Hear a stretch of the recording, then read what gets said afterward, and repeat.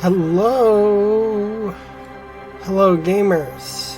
Hello and welcome to the first stream in a while. Oh shit, indeed!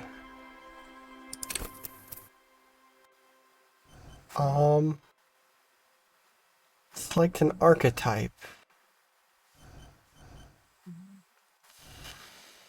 You know I gotta create my own. I don't know what any of this means, but...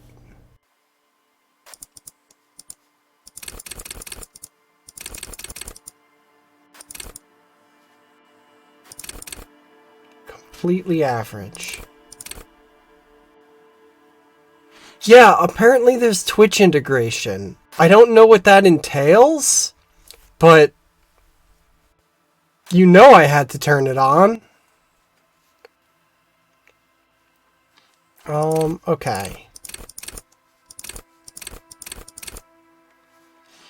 So... I ain't no nerd. I'm big, strong. Ooh, but agile's important.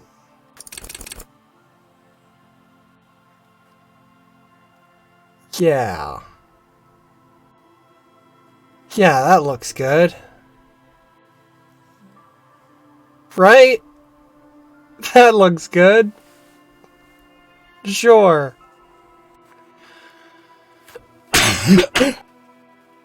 Pardon. I'm going to be coughing the entire stream because, I recently got the Rona.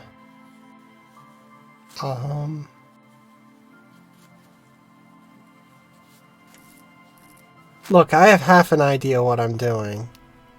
If this is a crash and burn build, then I'll restart and do something that works. Set skill? Is there one for each thing? Okay, no, it's just one total thing.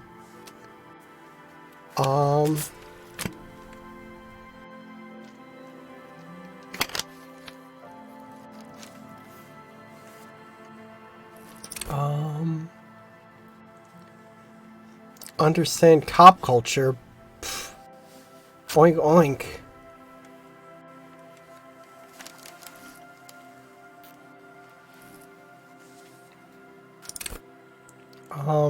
Ooh. Charm men and women, huh? That one sounds good. Understand others. Hunches and gut feelings. Ooh. Keep morale up. Endurance, that sounds like it'd just be like health, probably. Pain threshold, that's con saves. Joy healthy organs. Con saves again. Love and be loved by drugs. Oh, that's tempting.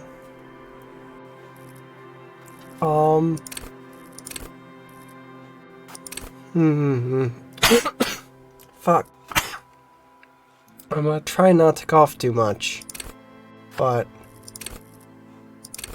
again. The Rona. Sneak under noses. Lockpicks. Poker face. Crickets to react. Ooh, that one sounds useful.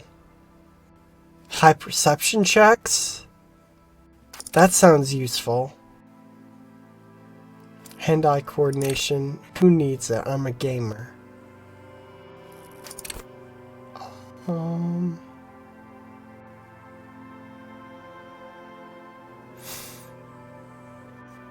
Yes.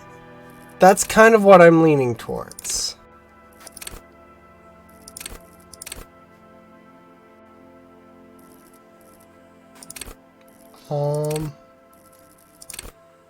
Let's go with suggestion. Suggestion sounds good, right? Oh shit. The robot's already telling me to hydrate? Fuck.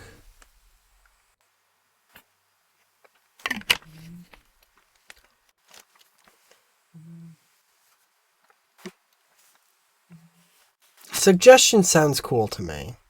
That sounds useful. And I love the idea of Puppet Master. I'm a big fan of a Minion Master build. And I know that's not what this game is. I know right off the bat that this game is not Overlord. Don't at me. But that sounds like it would be useful. So to be clear,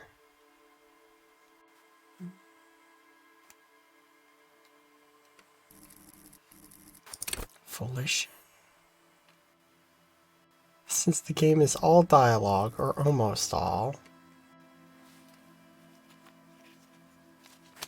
that is what I've been led to believe. All these skills will relate to suggestion. And thus, suggestion is the master skill, the one skill to rule them all, one skill to bind them.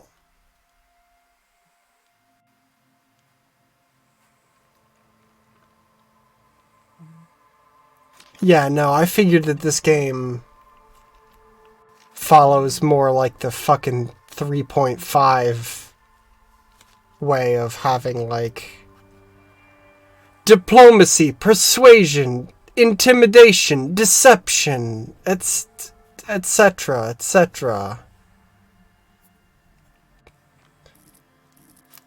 But I think I'm gonna go with suggestion, unless you're about to tell me that it is, like, actually garbage.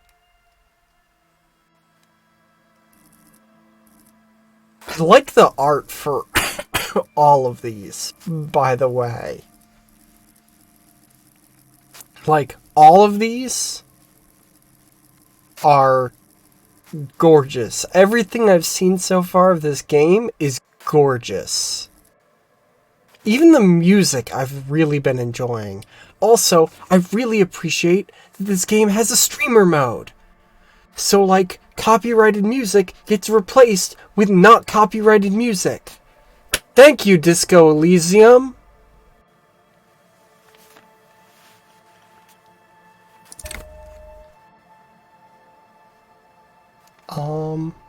Confirm.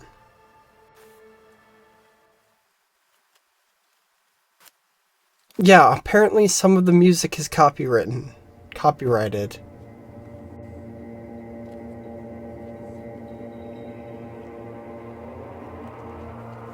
Well, I don't want to get copyright struck, so... There is nothing. Only warm primordial blackness. Your conscious ferments in it. No larger than a single grain of malt. You don't have to do anything anymore. Sounds good. Never, ever. Ever, ever, ever? Never, ever, ever, baby. Simply keep on not existing. An inordinate amount of time passes. It is utterly void of struggle. No ex-wives are contained within it. What was that about the X something? An awareness creeps up on you. A mass lies hidden in your dead angle, soaking in some lurid acidic sauce. It's bloated and shameful, a ball of meat surrounding you. This is a terrible line of questioning, and it will only lead to more awareness of the meat thing. No, I want to know about the X something. Ex-love. Ex-tenderness. It is foolish of you to resurface to the loss. Not after all the damage you've suffered to get here. Some of it irreversible. Stay. Sail with me through the abyss of pelagic zone.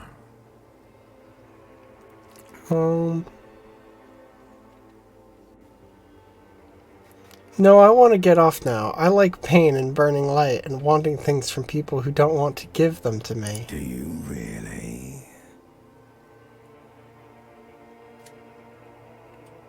I do. Let me off. You wouldn't like it if I told you what was back there. Why'd you think you had to bludgeon yourself into oblivion?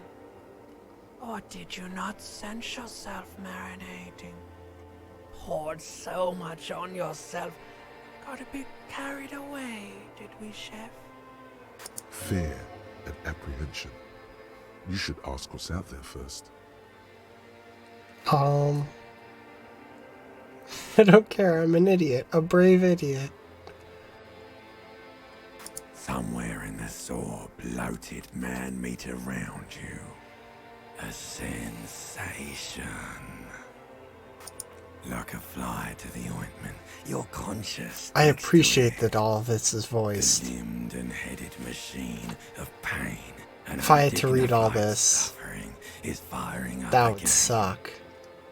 It wants to walk the desert, hurting, longing, dancing to disco music.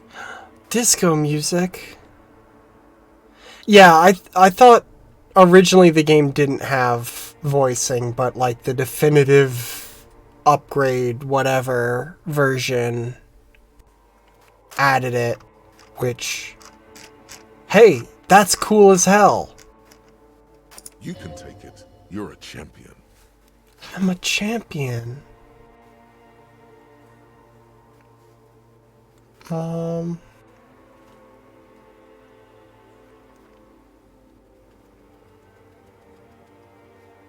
Mother help me, there's a head attached to my neck and I'm in it. The stench of liquor rises from your mouth, and with it, an ungodly headache.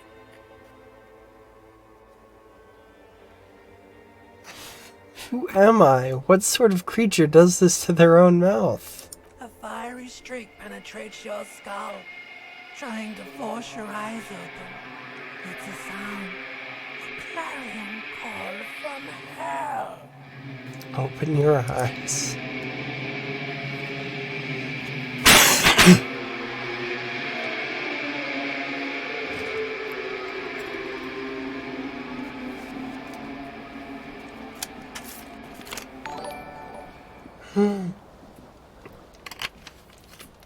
Hello, thank you for the follow. Welcome. Pants. Take. Uncut trousers. Pants. Wearing.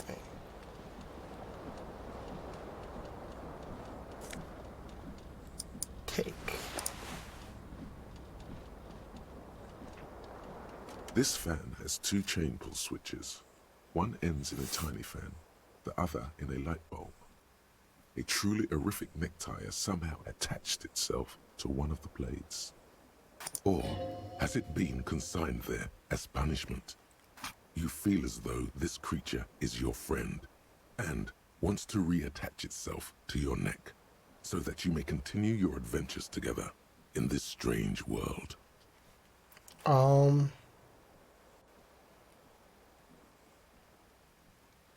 Hold on the blades fan. come squeaking to a halt.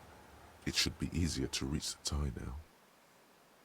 Grab the tie. You swoop up and catch the tie. Snap. It's released from the blade.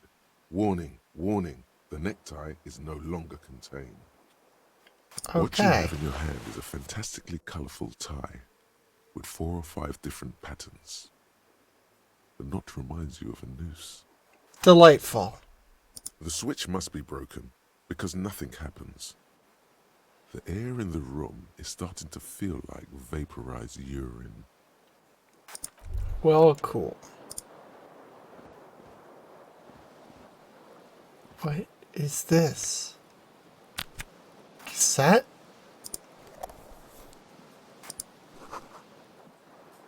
You hear a jingle. Keys are clinking in the pocket of your flare-cut pants. Fish them It out. says, whirling in rags, on the aluminium keyring. There is a single key on the ring. The number 1 is etched on it. It should open the door. Okay.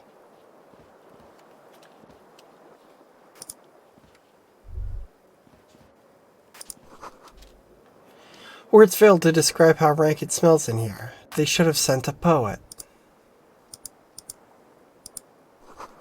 You see bottles in the bathtub, wine, beer, and sweet liqueurs.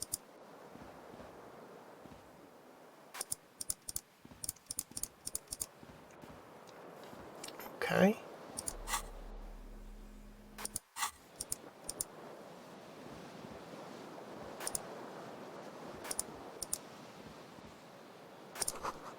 The magnum-sized bottle of Commodore Red is empty.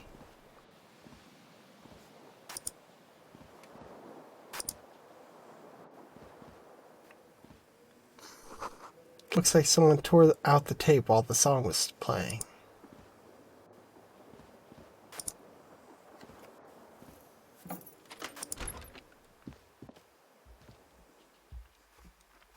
Okay.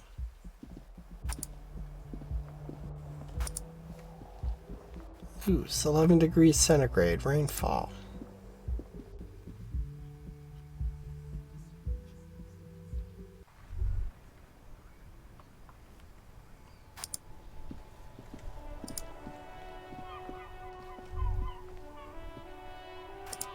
Huh. Shoes. A gust of briny wind washes over you.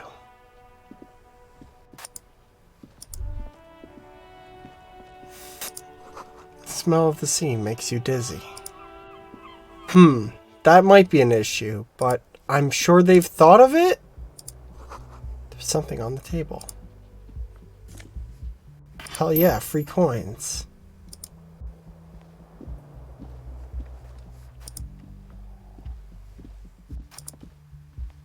Hello, officer.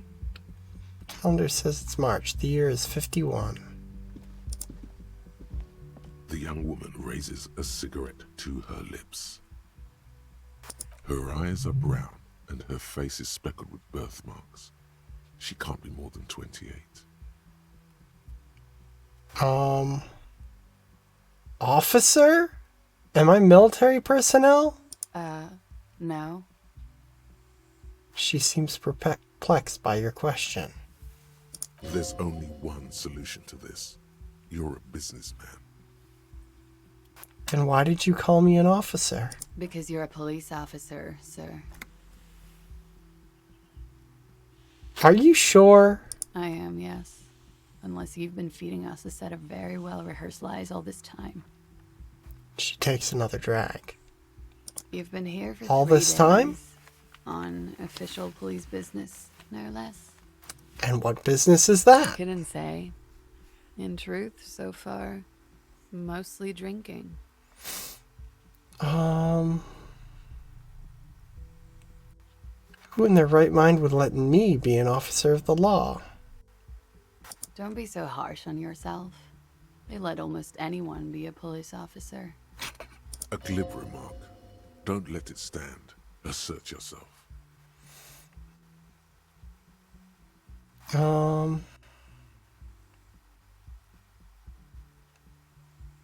Better let it go. Say nothing. Retreat is not a winning tactic. Why don't I remember being a cop or anything else? Could it be because of the drinking? She raised an eyebrow. The cigarette sizzles. She hasn't had time to put her makeup on. This is her morning cigarette.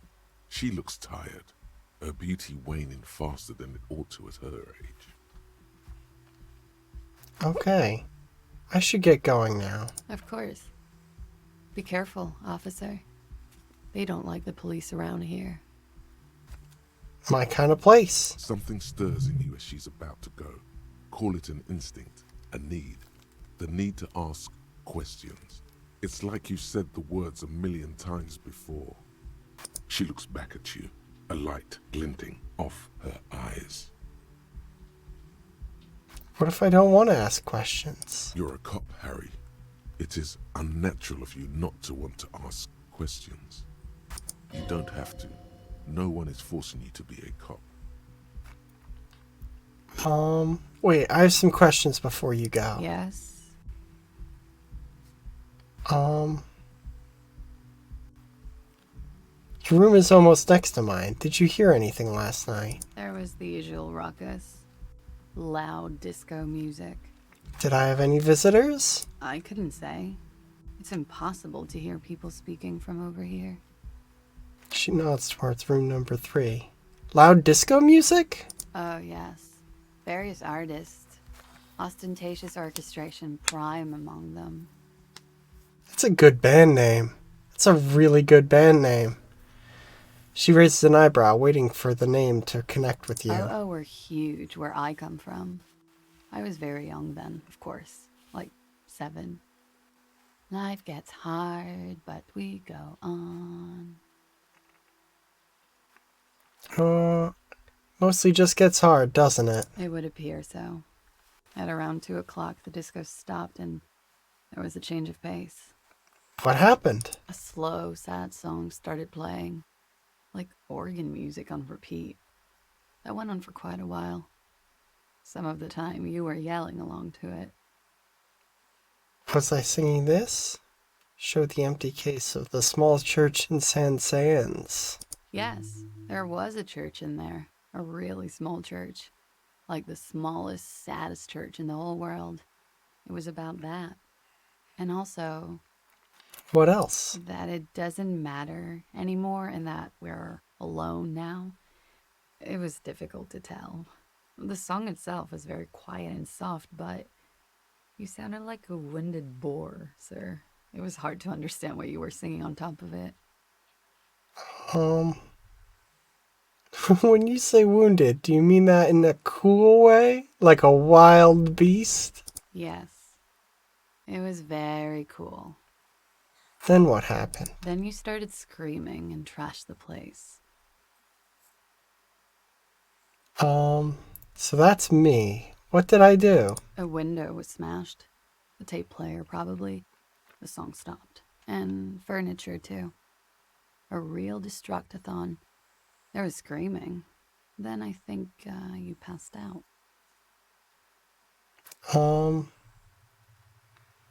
Was there anything else? There was. I think you screamed that you didn't want to be this type of animal anymore. I may have misheard, but it was sort of memorable. I went out afterwards. Everything was quiet by then, around 4 or 5. And that was it. What is it they have against the police here? The dock workers are pretty cocky. They think they're police enough. At least here on the coast. I can't say about the rest of the city. Okay, you can go now. Glad to have been of assistance.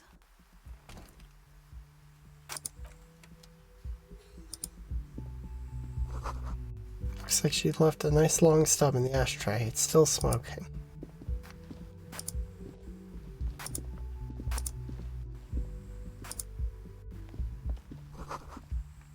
The weekend edition of the satirical newspaper Trompe le Monde.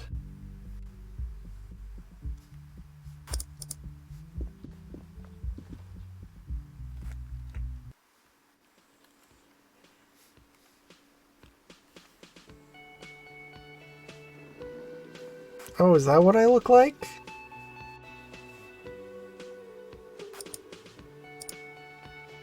That seems bad to look like that.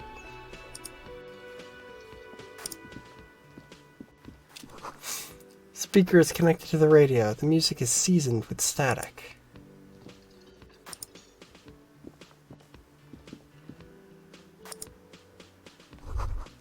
This is a water cooler. A large bubble is rising to the surface. A man in his late 20s stands behind, inspecting a stuffed seabird. As you approach, he gives you a sideways glance, then looks down again. That was disdain in his eyes. Even now he's purposely ignoring you. Something tells me you don't like me. Oh no, you're a hero. A real hero cop.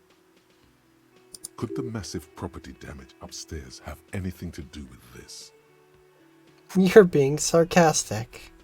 Am I? Or did you ride in, take the body down, solve the murder, and not trash my hostel room? I'm guessing I didn't do any of those things. You're right, you didn't, and it's only taken you 3 days not to. What have I been doing all that time? Have you seen me around? No, I haven't seen you around. I'm not always here. He looks down again and keeps plucking at the bird. Look at the stuffed bird. Competent work of taxidermy. The white and brown seabird lies among piles of coasters and drying mugs. One of its wings broken. The man is trying to mend it. Looks like the bird was ripped off the shield that was used to mount it, most likely on a wall. A small engraved steel tag says, "The Great Skua, Stair Koari's Skua." Something about it makes you feel bitter. Can I help you with that? Look, your buddy is over there. He looks at the doors where a man in a bomber jacket is tapping his foot on the Why floor. don't you go and talk to him, okay? What do you mean, my buddy? He pretends not to hear you, concentrating on the bird instead. Okay.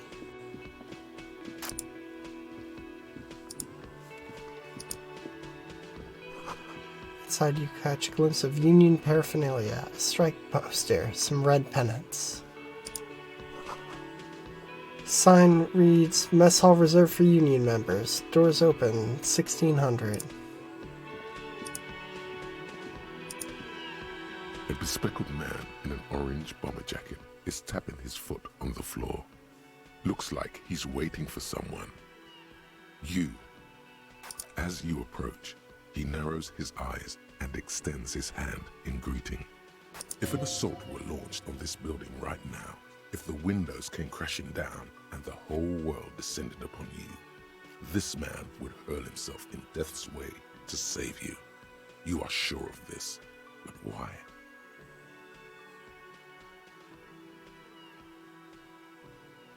On the sleeve of his bomber jacket, as well as on its back, are the same enigmatic white rectangles as on your blazer. Shake his hand. Hello, I'm Kim Kitsuragi, Lieutenant, Precinct 57. You must be from the 41st. Well, I said to turn off copyrighted music. So, You realize it ought not he's to be. waiting for your name. This is your chance to come up with a really good name for yourself. Get creative. Conceptualize.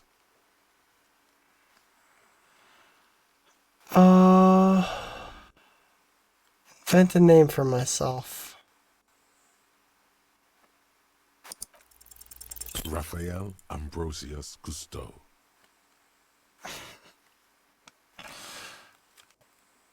It's very cool, but won't I come off like a douche if I call myself that?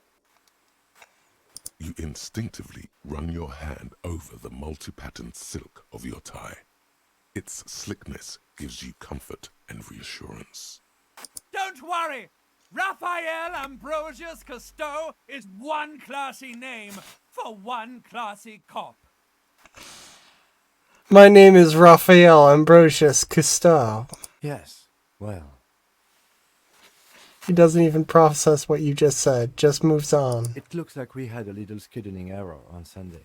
Saturday too, actually. Have you had time to talk to the manager here? You mean him? Nod towards the cafeteria manager. Yeah, I just talked to him. If you don't mind, we should talk to him again. Ask him for a rundown of the area. Now that I'm here as well. I understand the scene is out back, right? It also wouldn't hurt to assure him the police are finally here. In full force, I mean. Have you mapped out the initial interviews? I haven't. Okay, we'll have time for that after we take a look at the coroner's case. Have you removed the dead body from the tree? Look, man, yeah. No.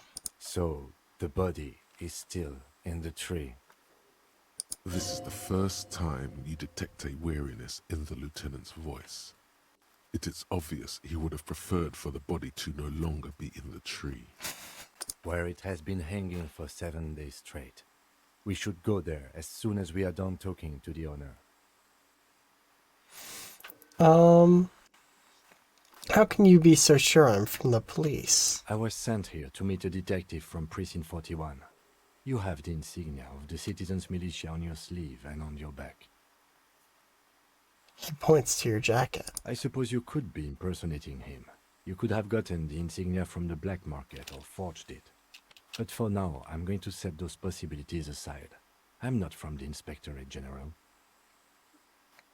Okay, then. He nods.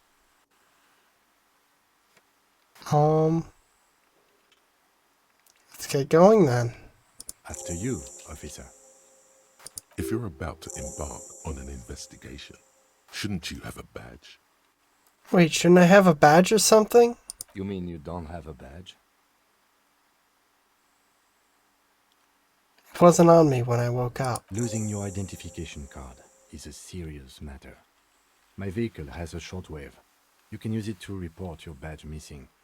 I advise you to try to locate it as quickly as possible. But getting the body down should still take precedence. Lieutenant Kitsuragi is now in your party. You can talk to him whenever by interacting with him.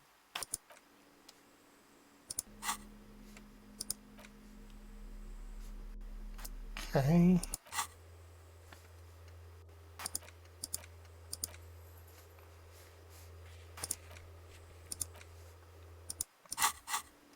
Oh.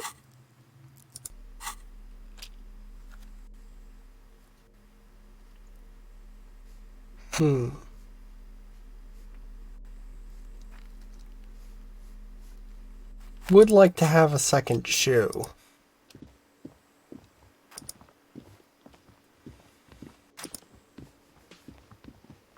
Hello, I'm with the police. The man with the unimpressive beard notices you approaching. He drops the ledger he was holding and turns to the lieutenant. Mr. Gart, right? You run this place. I still have only one shoe. Yes. I am Kim Kitsuragi from Precinct 57. I only found the This one. is an inter-district investigation, so joining me from Precinct 41... As I said, Detective Raphael Ambrosius Cousteau. Right. Now, I know it took us a while to arrive at the scene. It Fuck. also took you a while to How'd I call us miss and that? report the dead body. It was you who placed the call, yes? No, I only just got here. It was probably Sylvie who called you. She usually works the bar here. I'm only temporarily taking over her duties. Do you have her number? As a matter of fact, I do. He looks behind a pile of coasters.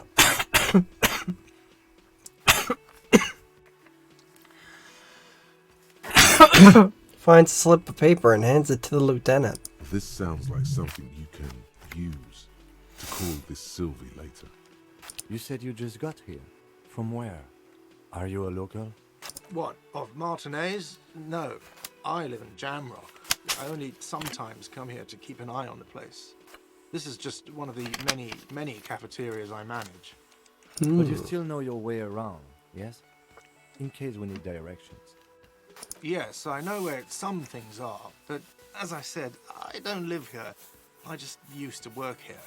And I'm not going to start working here again, if that's what you think. I didn't imply that.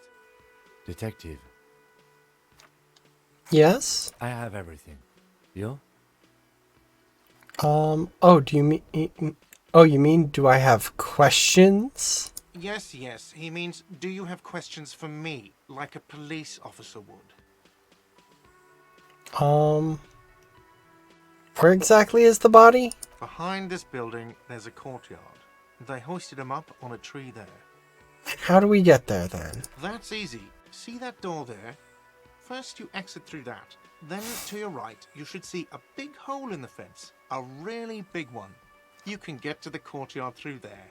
No need for the keys. The hole is big enough for the Franco-Nigerian cavalry to fit through. Does he want you to feel guilty of making that hole? It's implied in his voice.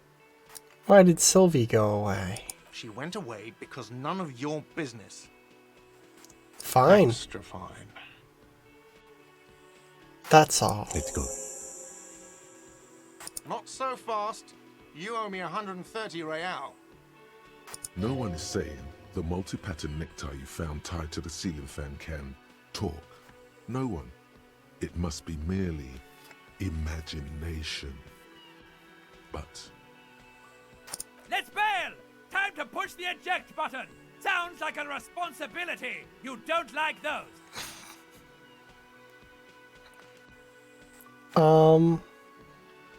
What's real? Oh, excuse me. You owe me 130 real.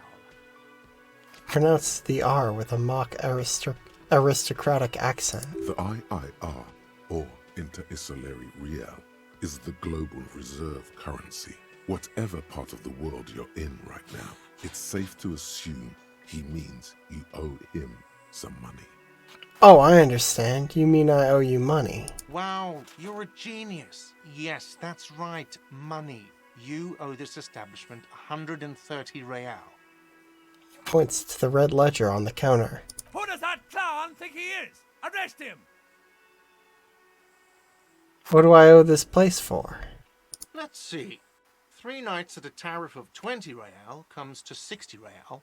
Then there's the window you annihilated. The hole in the window was the first thing I saw when I came to work. So don't try to tell me you didn't. That will be 40 real in damages. Another thing you've annihilated is half the bar. You've run a tab of 30 real.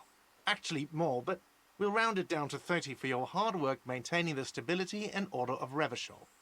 That's 60 plus 40 plus 30 equals 130 real. And yes, real is still money. But what exactly is money? What are you, a philosopher? Actually, I might be. Money is what grown-up people use to pay for things. Things like this hostel room, or 8 bottles of potent blend, and 9 packs of Royal Extra. We use it for everything, really.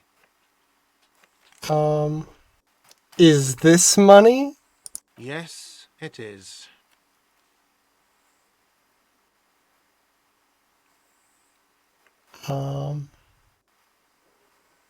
Count them and give them to him. That's 10 plus 10 plus 20 equals 40. I'm down to 90 now. I'm now down to 90, right? No, you see, that's 40 cents. Cents are a form of currency 100 times smaller than the real. I'm not even going to take this. Come back when you have 130 real. But that's horrible. It is. For a moment, his antipathy is overcome by compassion for the sheer smallness of the money. Pick up the He coins. demonstratively suppresses a world-weary sigh. What happens now? I'm sorry, but he has to pay. I can't let him stay here any longer if he doesn't. If he doesn't have the money by tonight, then... Officer, maybe you are better off working this from home for now. You live in Jamrock, right? It's not that far away.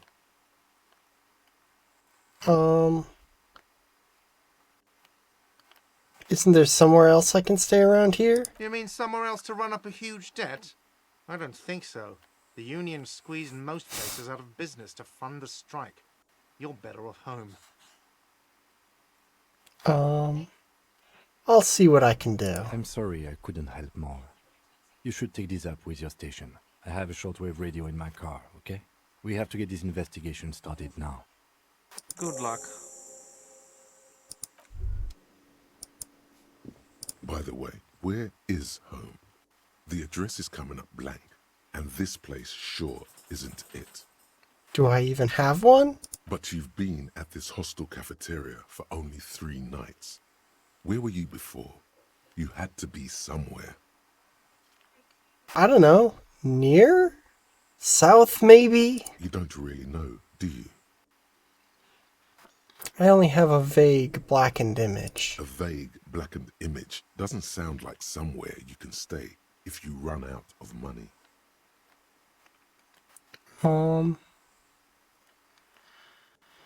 Could I trace the way back somehow to the exact street, the exact number on the building? You can try.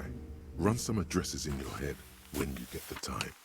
Maybe a street or an apartment will appear.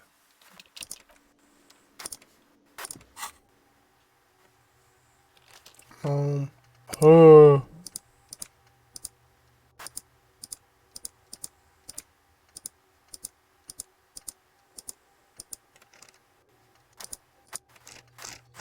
That's a lot of things. That's a lot of things, and I don't know what any of them are.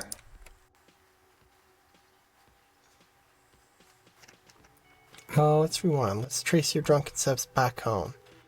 Jump across the raised channel bridge, fall over, get up, get off the asphalt in 20 minutes, shuffle to your feet through the courtyard, scaring little children.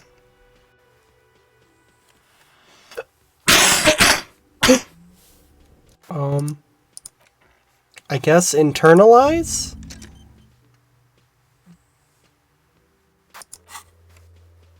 Pay for damages.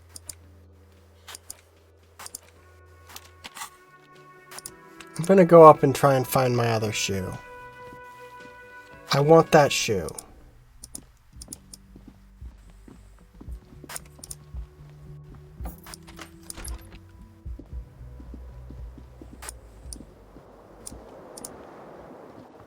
The window stands broken in its frame. Cold wind blows in. Assess the damage. The shards face outward. Whatever broke this window came from the inside. Did I break it with my own hands? A fine web of scarring covers the back of your right hand, but none of it is recent. What did this then? More likely a projectile than a held object. There are no fragments on the floor from pulling a tool back in after impact.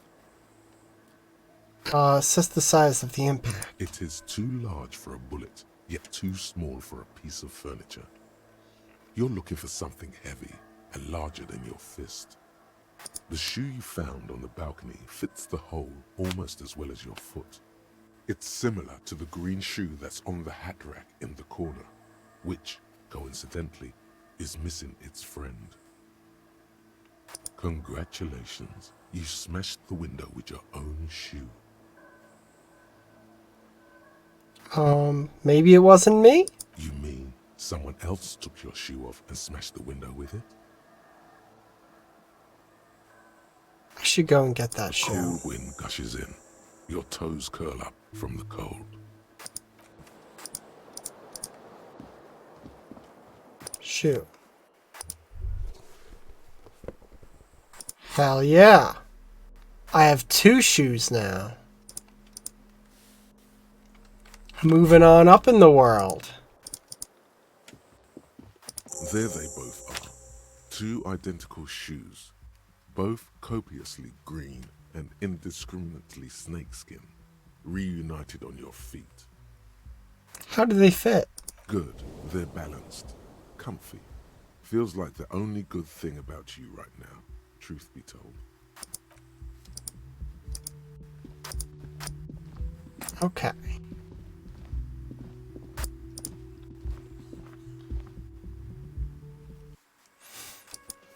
Let's go get that body.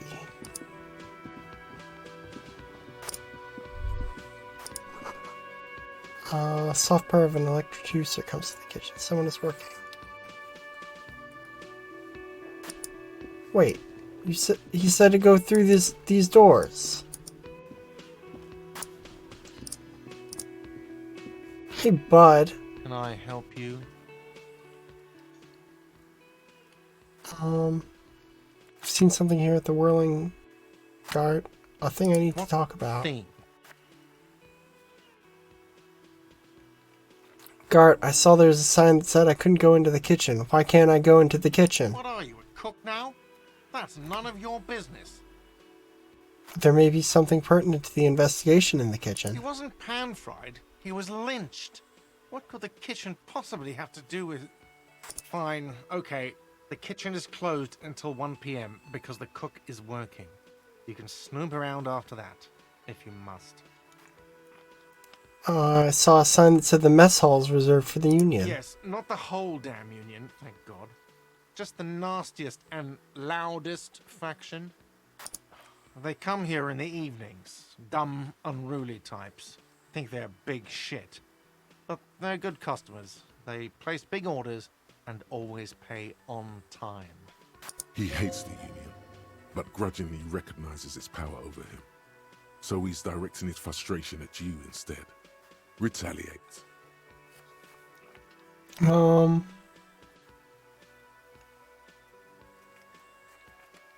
It's a shame you gotta suck up to the Union to stay afloat. I don't. I'm simply providing a service, or really facilitating the offering of services to paying customers, and it doesn't matter. I don't have to explain myself to you. We should find out who this Lord faction is, occupying the booth. Loudness means talkative, and we need info. How do we find them? We don't. We have to wait. They'll show up sooner or later. Men get hungry, even striking men. If not today, then they'll be here tomorrow. Something else I want to ask about. What? By the way, you should come back to this thing-based questionnaire if you see anything interesting in the whirling later. Goodbye.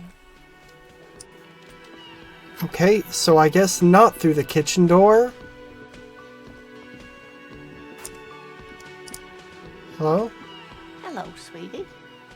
The elderly woman turns to you with a smile. Wait, who's Sweetie? Who's Sweetie? Why, you are, officer. Maybe I am. And have you found anyone to be sweet to?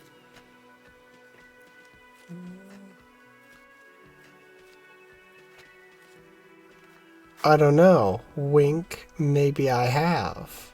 You rascal. I'm too old for you, and too married besides. Your advances haven't thrown her off one bit. In another place and time, she would have probably welcomed your attention. You must forgive me. I'm getting so scatterbrained. I completely forgot to introduce myself. She slaps herself on the forehead. I'm Lena. My husband Morel and I are staying with our friend Gary just down the street, but I come here for tea when they're away.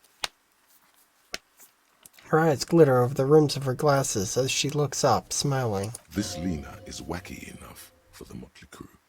Hire her on the spot.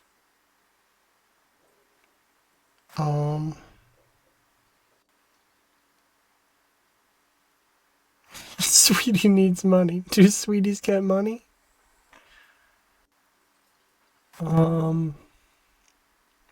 I don't know if you've noticed, but I don't know where I am, or what I'm doing, or anything. Yes, officer.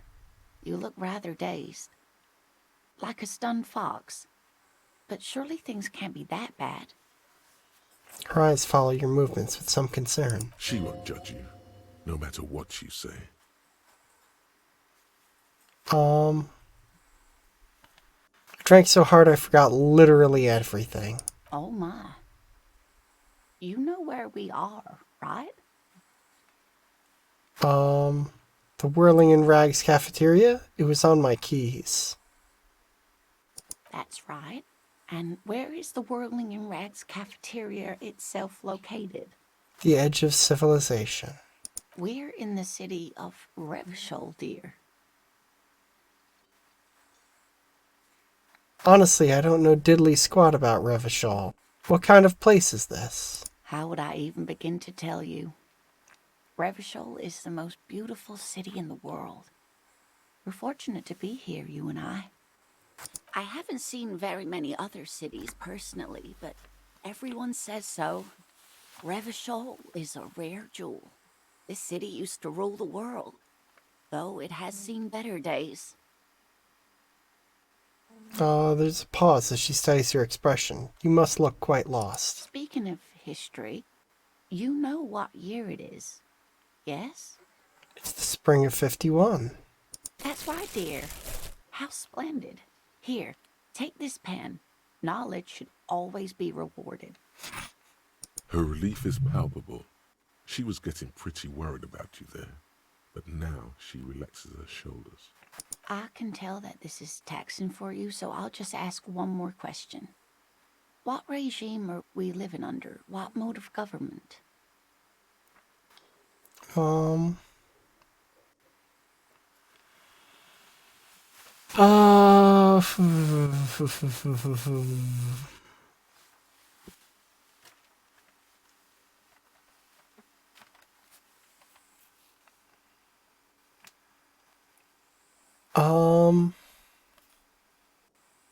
I'd like to think it's a dictatorship of the proletariat, but something tells me it's not. Oh, sweetie. It's really not. There used to be people who thought that way. Other people who wanted those things, but they all went extinct. Revachol is a zone of control led by an alliance of foreign powers called the Coalition. We have almost no government of our own, and certainly no dictatorship of the proletariat. But they still have cops. I don't even know what to say. I'm so disappointed. It is quite disappointing, yes. A lot of people would like some form of representation. There's talk, but for now, the RCM is all we've got. If there's no government, how come there are cops? Oh dear, this is troubling. You really ought to know that, being one yourself. There aren't any cops in Revachol, not in the traditional sense. The status of law enforcement has been a complicated matter since the revolution. But we should stop for today, sweetie. You look like you need a break. Besides, I'm not the best person to explain the big things to anyone. She's scared now. She's realized you really are brain damaged. So how did I do? You didn't do too well, dear. You really only knew what year it is. It does look like you're having trouble remembering things. History and places. Reality, in a word. It's very odd. A sigh. The lieutenant buries his nose in his notebook. But maybe a fresh set of eyes is what the world needs. And while I'm no doctor, such bouts of amnesia are often temporary, so I wouldn't worry too much. She means this sincerely. Worrying won't do you any good. Who could tell me more? Someone more educated in sweeping matters. Maybe you should ask. She turns to the lieutenant. No, I'm not an encyclopedia. I won't be a guide either. I'm a detective. Of course. Then I don't know. Someone rich, maybe? Wealthy people are educated. Though I don't know where you would find a wealthy person in Martinez. That's a good point. This doesn't look like Rich Central. I've got to get going. Of course, dear. Good luck with your case. She gives you a small wave.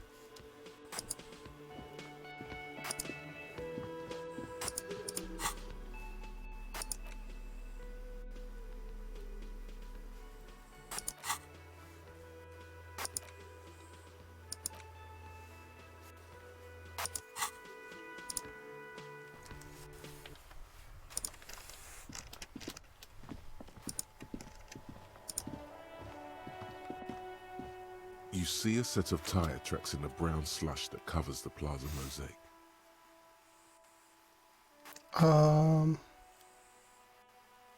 Reconstruct the movement. The tire tracks were left here by Hey! an unknown event that took place some days ago. It's a message, written in the language of burnt rubber. Some of that rubber stuck to the tiles right in front of the whirling in rags. This is point A. The driver started there, and then accelerated straight into the fence, left a hole big enough for the Franco-Nigerian cavalry, according to the cafeteria manager. Why that pang of guilt again? The hole in this fence doesn't look that huge. Okay, what happened next? The driver proceeded to back out of the yard, barely stopping before hitting the adjacent building. Before heading south, Must have been in a hurry. Is this connected to the case? I'm not sure. There are plenty of traffic accidents waiting to happen in Martinez. With the jam right here on the roundabout, I would keep them separate. You could follow the track south. There seems to be a canal there. See where they went, if you find the time. Think I got it.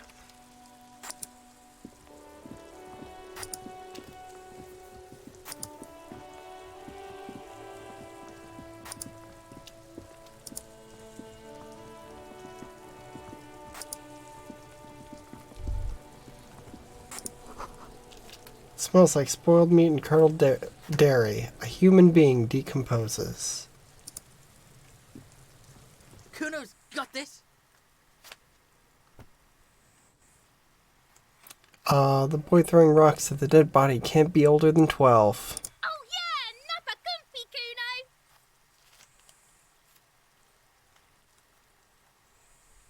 Kuno. Hey kid, a word. Police business.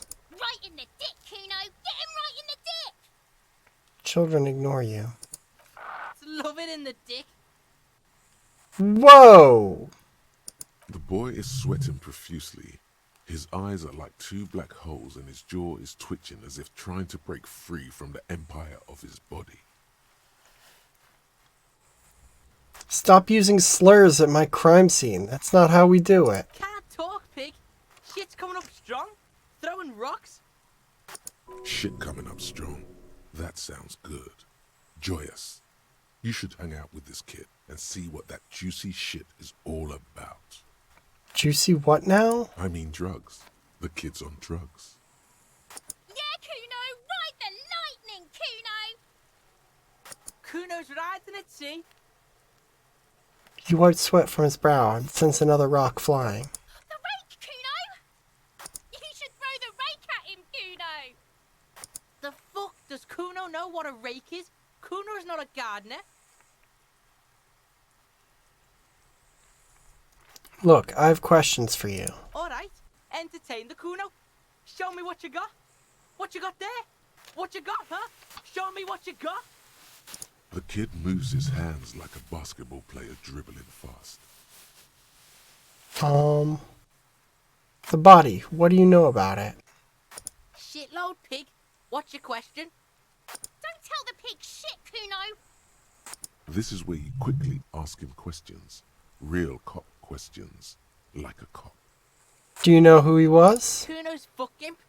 Kuno uses the fuck imp for target practice. He could have just said he doesn't know. You could have just said you don't know. Kuno knows shit. Kuno's not a snitch. That's all. Trying to make Kuno sing into the popo phone. Do you know how it got up there? Probably climbed. Kuno was busy down the road when that shit went down. So you didn't see it happening? You heard Kuno. Kuno wasn't even in Martinez. Kuno wasn't in Revachol. Kuno wasn't regional.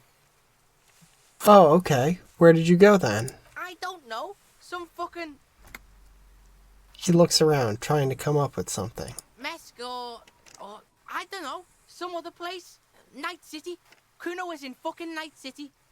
Where's Night City? Kuno gives this info out on a need-to-know basis, and you don't need to know. Kuno didn't smoke the gimp, if that's what you meant. More on this later. Right now, let's talk about something You're else. testing Kuno's patience, yeah. Get lost. Jesus!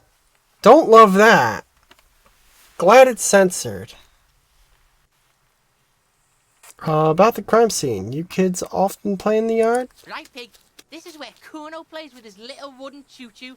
What do you want with it? We might have questions later. For now, let's talk about something Yeah, else. whatever. Kuno doesn't give a shit. Gotta ask, who is Kuno? Kuno's Kuno, pig. Boy points to his chest with both thumbs. So you referred to yourself in the third person? The fuck are you calling a third person? Kuno's the fucking first person? He looks slightly confused, but proud he came up with that retort. But right as he's getting distracted, you hear a malevolent hiss from behind the fence. Watch out,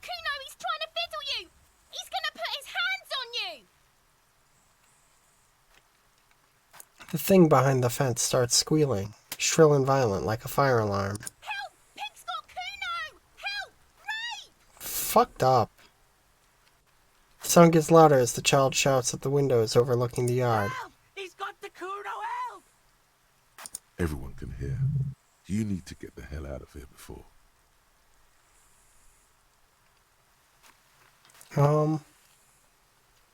I'm just going to leave. Yeah? Get out of here before the Kuno beats the shit out of you. Yeah, that's right. Drag your fat ass out of here, fat boy, before Kuno fucks you. Don't listen. Just go. Just go.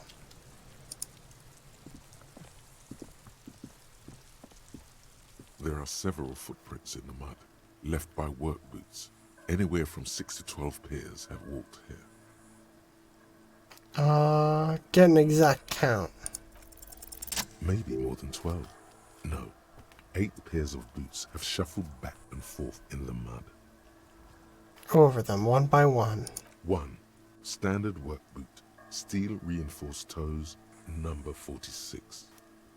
2. Standard work boot. Steel reinforced toes, number 44. 3. Hobnailed work boot. Steel reinforced toes, number 43. 4. Standard work boot. Number 45 or 46.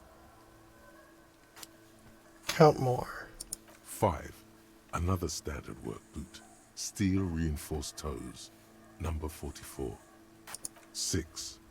An aberration, light as air, even pace, same make of boot, but number 41. Count the rest. 7. The glowing outline of a standard work boot, number 46. But the imprints are twice as deep as the others. The weight exceeds 200 kilograms. 8. And yet another standard work boot, number 44. There's an aberration in the pattern of the sole, however. The right sole is smoother, more worn. I see. The lieutenant has been tracking your eye movements. 8. I was pretty off then. I counted 20. The same guys are going back and forth. I never got the hang of it. Hyperopia. Do you see anything out of the ordinary?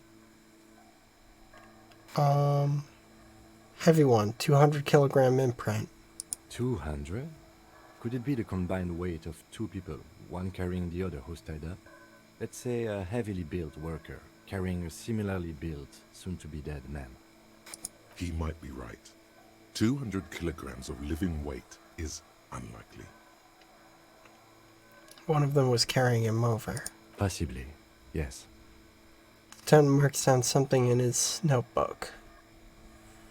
Light step, number 41 shoe. A woman or a kid?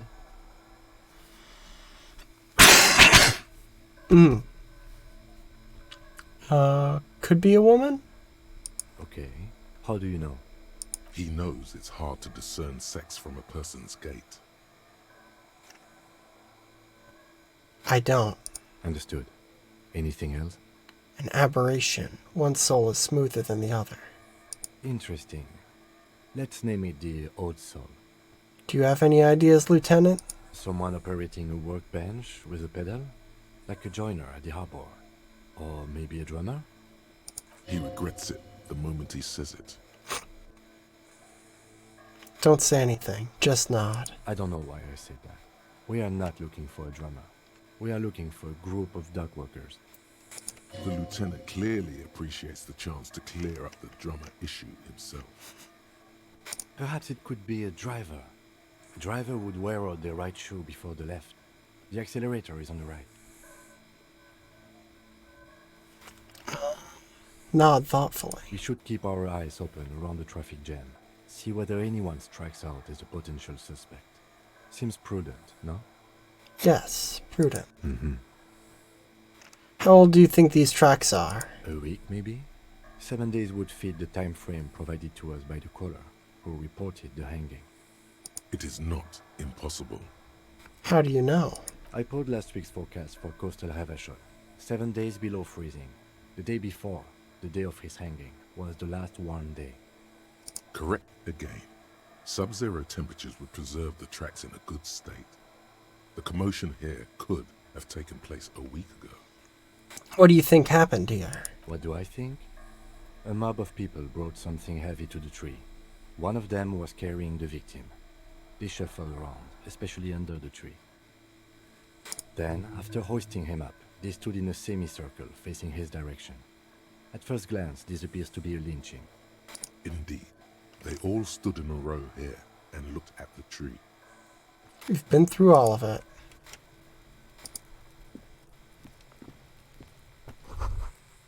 This ladder is rickety, but still climbable. The ladder's for kids. It wouldn't hold the weight of a grown man. Well, which is it? The corpse looks at you with bulging white eyes. The face around them does not look human. It's swollen and ready to burst. His lips are fish-like and his tongue like a ball gag in his mouth. Yucko. You seem to be holding your breath. Look down. A cargo belt twists his neck at an unnatural angle. The body below appears stiff. It's letting out an ungodly rot. The smell seeps in even through your clenched nostrils.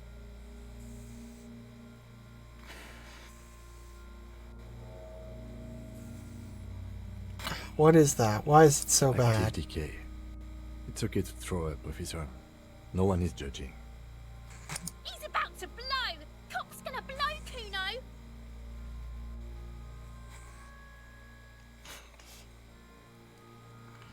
3%, huh?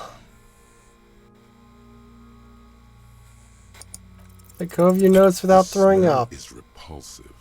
It pushes in from your mouth, more instant and more familiar than anything you expected. More fever than odor. It fills your mind, flushing you from within. Let it out.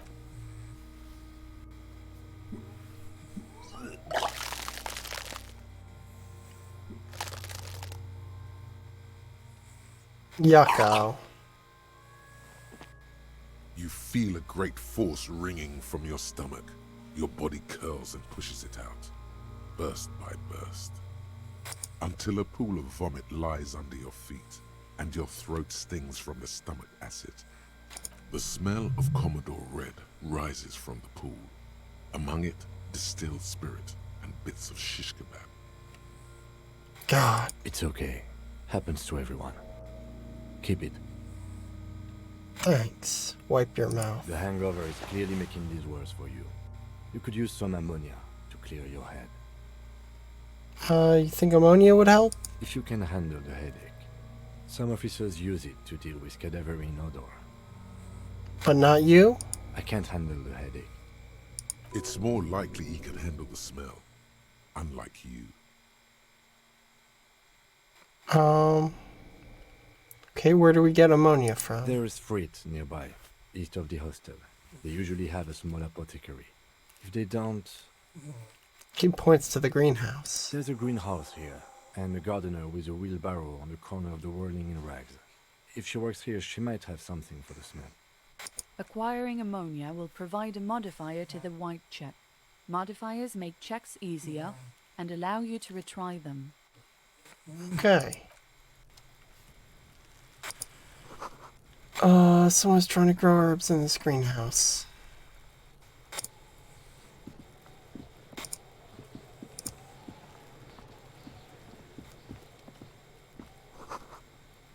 Letter R, where's the ground? On the ribbon below. A light above descending. Kuno, the pig's getting pretty close to me. Come to snuff my shit out, I think.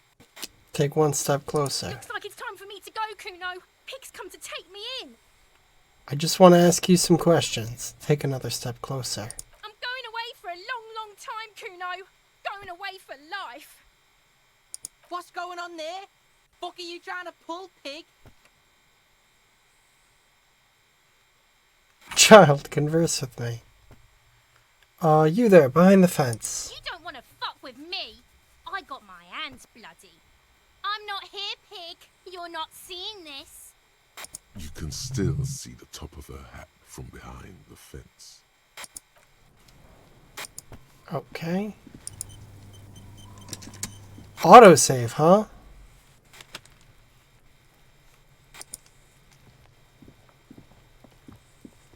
This trash container is locked.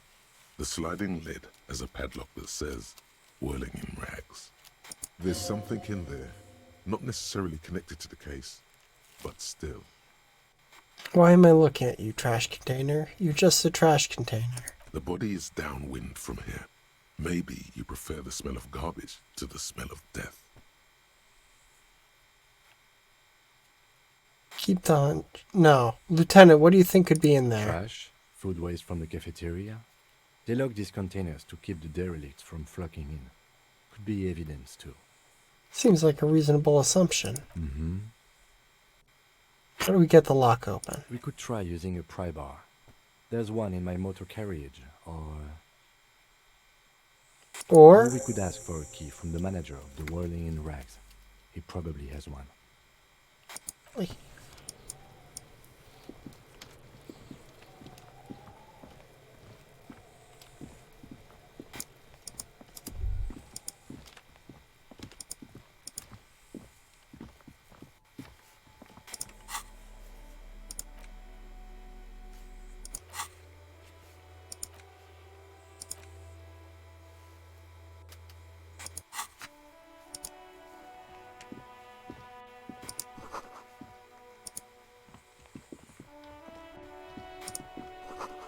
There are bottles inside. You could pick them up if you had a bag.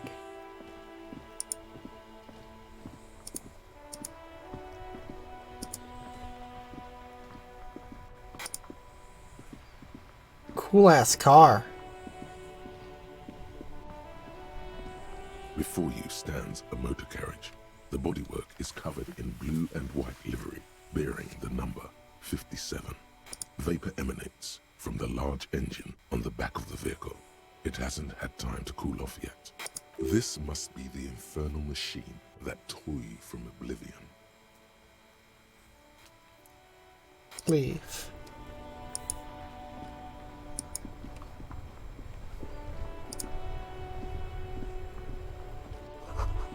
Some great tectonic forces cracked the pavement like an eggshell. Maybe a sea monster did this to the plaza. Damages look like it could have been caused by an earthquake. Ancient fountain. Doesn't pump water anymore. There's a tree in it.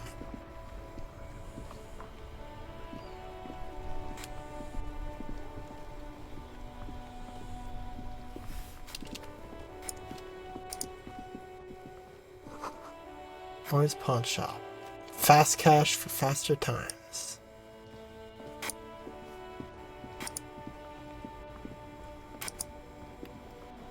What did that? Oh, what?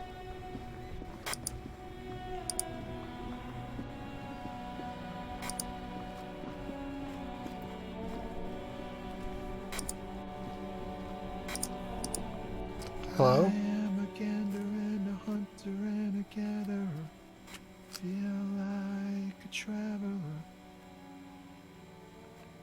Keep listening. Hey there. What's going on here? It's the jam, my man. Motions to the sprawl of lorries with a sweeping gesture. The air from the east is thick with the smell of crude oils, heavy metals and other byproducts of the modern era. You could almost taste it. What's the jam? It's a traffic jam for the ages. Harbor gates up the street are shut tight. No explanation given.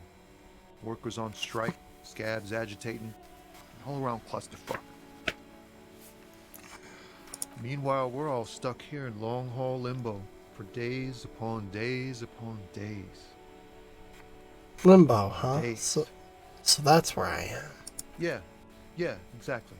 How long have you been here? Feels like forever. Like I was born on this here roundabout and this was all I ever knew. Just me and the metal and the tires, the oil and the fumes of mazout. Extravagantly phrased, but I can roll with it. Yeah, imagine. It's been a whole week already.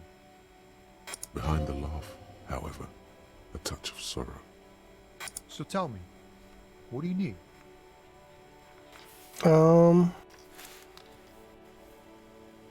Know anything about the dead man, the one hanging behind the hostel there? He ain't one of us drivers. I know that. All accounted for. Otherwise, I haven't really asked about that. Been wasting time right here. Keep him busy. It's easy to see he's telling the truth. He's kept his nose out of the dark stuff.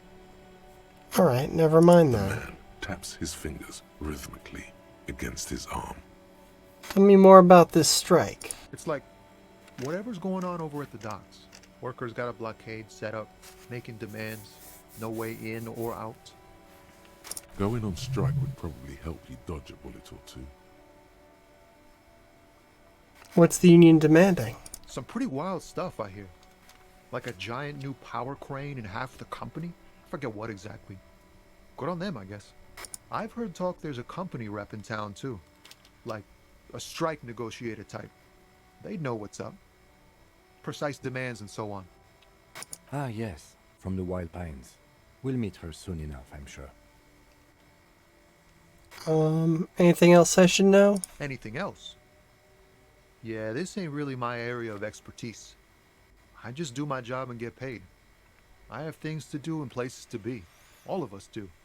All of who? Us lorry drivers. Cam, your nurse. You still hang around here waiting for this mess to end.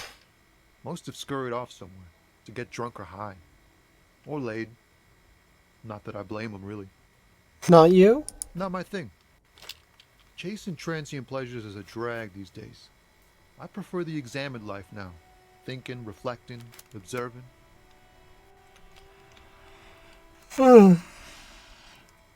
He glances down the road toward the horizon, a glint of something in his eyes. He tries his best to look nonchalant, but there's a rigidity in him, as if trying to conceal something warm and deep beneath a cool exterior.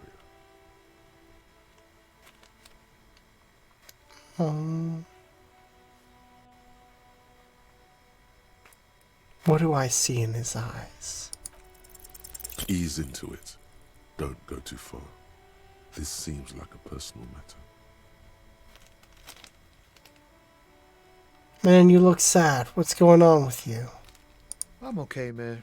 Just the jams got me down. The fumes, the chemical rainbows, the tarpaulin stretched on the frames and the dull engines off. The man recedes into a daze of words. Maybe the full-on, direct approach wasn't correct. Damn, it's tricky business looking into someone's eyes and not doing it wrong. I'm good for now. Good talk. Don't be a stranger. He gives a salute with 2 fingers.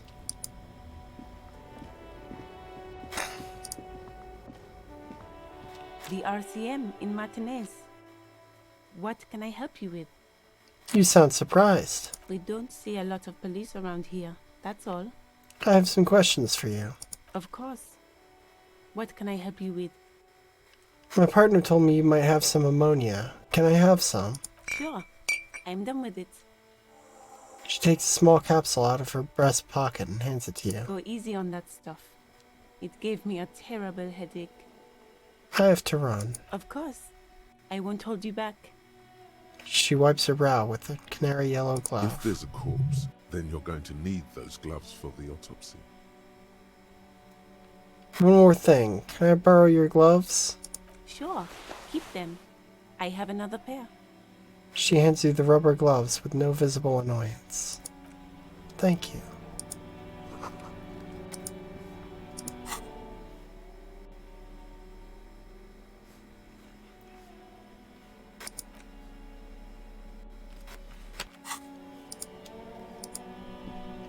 Alright, let's try and get this body down again.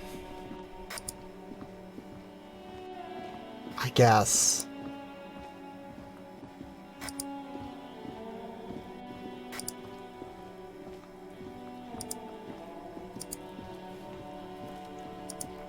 If people want to give me a buff to body stuff. There he still is. Endurance? Right through you with his white eyes. Physique? The body below is entirely dedicated to that corpse smell. emitted Nope, it too is late, all I it guess. does now. I think.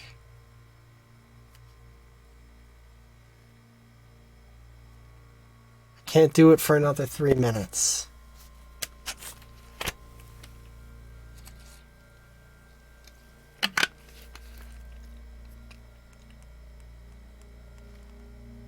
Oh, does it? Huh, good to know. 8%. The ammonia only makes it worse. The combination forces tears out of your ducts. You manage to keep it in once. The second time, not so much. When the vomiting is done, your cheeks are wet with tears. Damn it.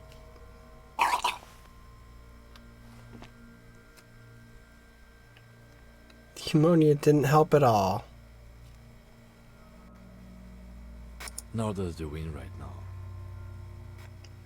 You feel the lieutenant pat your back rhythmically. The weight is reassuring, like a crenel on solid fortification.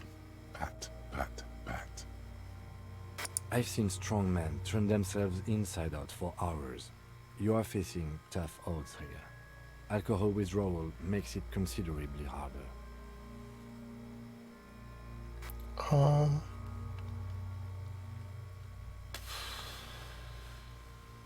Why can't I keep it in if I've been a cop my whole life? I've seen captains puke their guts out. It never gets easier. You never get used to the smell. Every Monday is cadaver day.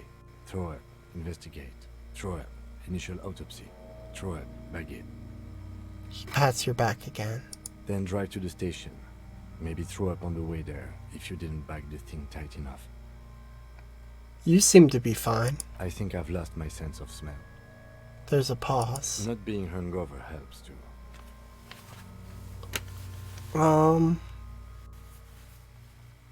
Can't we do something else? I think I want to solve something else now. That's probably a good idea. Clear our heads. But before we can do that, He withdraws his hand from your back and looks you in the you eye. need to get your shit together. Okay. We should go talk to the locals. Find something else to do while the wind changes. It's pretty bad right now. You've gained a thought. When this dialogue is over, go to your thought cabinet and internalize it for special bonuses and effects. Give it half an hour. Get yourself together. Then come back and have another go.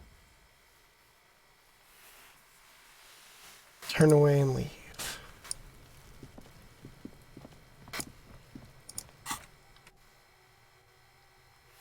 Volumetric shit compressor. Your shit is a part. It's rather unbecoming of a cop and a human being. It's supposed to be the opposite of that. Together. Compressed in a small area. To achieve a solid level of shit compression, squeeze your butt cheeks together for 30 minutes. Do something similar with the two hemispheres of your brain. Talk to people. Maybe that will help.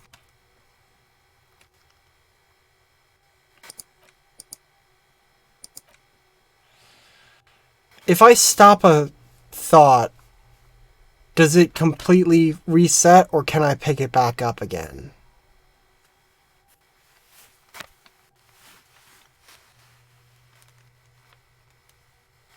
Because, like, I want to do this because it's only half an hour. Okay, I don't want to reset a 6-hour thing. So, I guess I'm not getting my shit together for another 5 hours. Wait, do I have a second slot? What? Oh, shit, I have a... Okay, I have multiple slots. Okay, that's good to know. Thank you for telling me about that.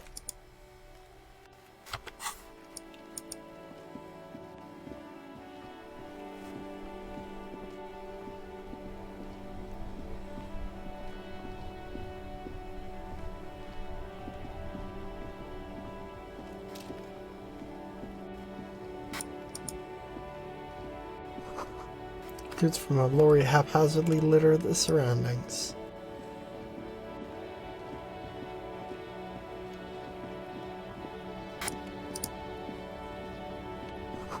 Jump Jams, popular music mag.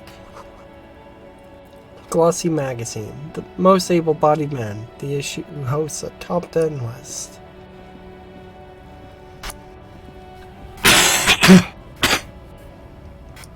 So what do I do now?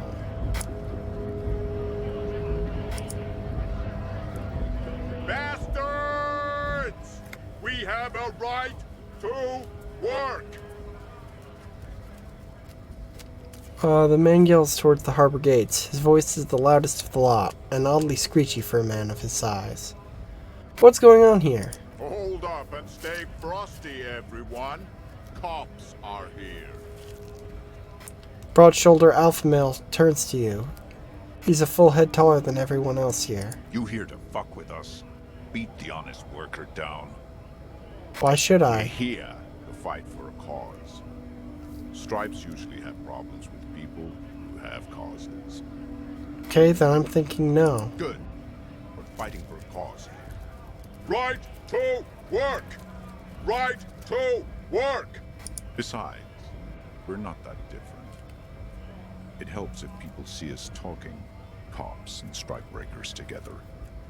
Shows authorities are on our side. Builds confidence. What kind of cause are we talking about? Rights of people. Rights of workers. To have gainful employment. To make a salary. And feed their families. Regardless, I have some questions for you. Maybe you should ask them the questions. Like, why we're not allowed to make a living here. Shame on you! We have families to feed, you piece of shit. He points a finger at the male sitting on the railing. So do we, Scott. The loitering man hollers in return. Who are all these strikebreakers? Honest men and women with rights to work, to be useful, not toys for corporate interests.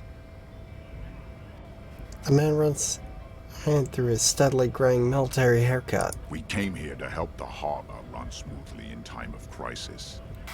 If union fucks don't want work, they ought to let in those who do want work. I have a question. Why do all these men follow your leadership? You think they follow because I'm big and loud? No. They follow the rules of the market, the rules of the economy, because they were given a job to do! What exactly is your goal here? We were promised work. We'd be in there, working, if the bastards hadn't shut the gates. Okay, I want to discuss something The else. physically impressive man tower has turned his attention back to us. He ignores your presence. No, strikebreakers can go to hell. I'm just going to leave now.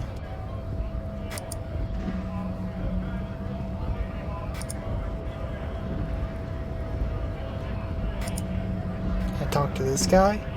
This guy seems cool.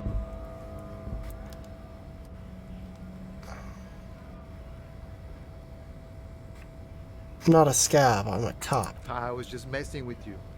No one's ever seen a cop scab. Imagine, you cops going on a strike, but then another cop comes in and says, let us cop for less money. Speaking of, what brings the RCM here? To the Wild North? Come to see the strife? I'm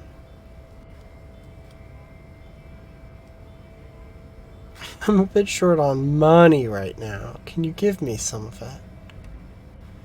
I've come to the Martinez investigating a murder. Murder, huh? That sounds like a lot of hard work. You'd never see me investigating a murder. Maybe you want to help me solve it by telling me who did it? Of course, Policia. It wasn't me. You can rule me out. Easier that way. Should we? He's nice. I don't like nice. He didn't do it. It's the truth.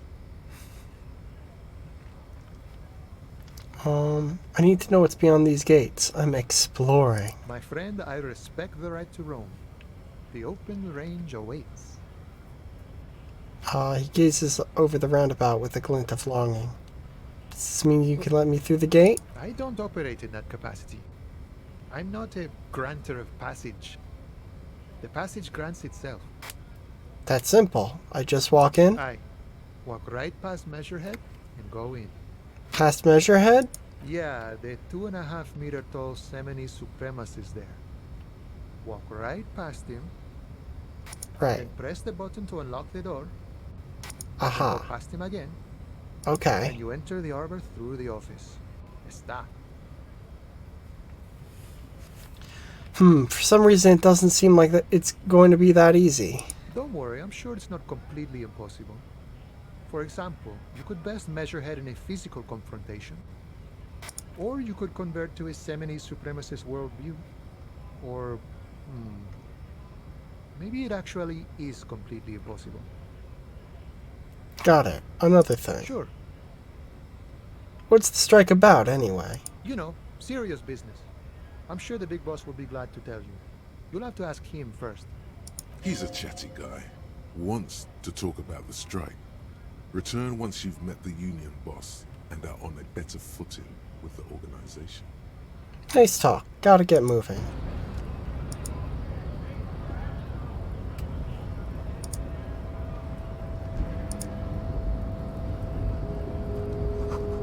In case of a strike, press button behind guard. Hermetically sealed door, locked by electric means. There's no lock picking or door kicking in this one.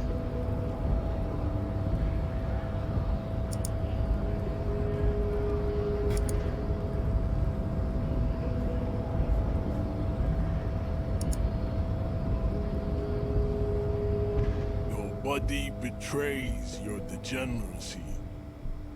Yeah, Measurehead. His body totally betrays his degeneracy. Don't say anything. Size him up first.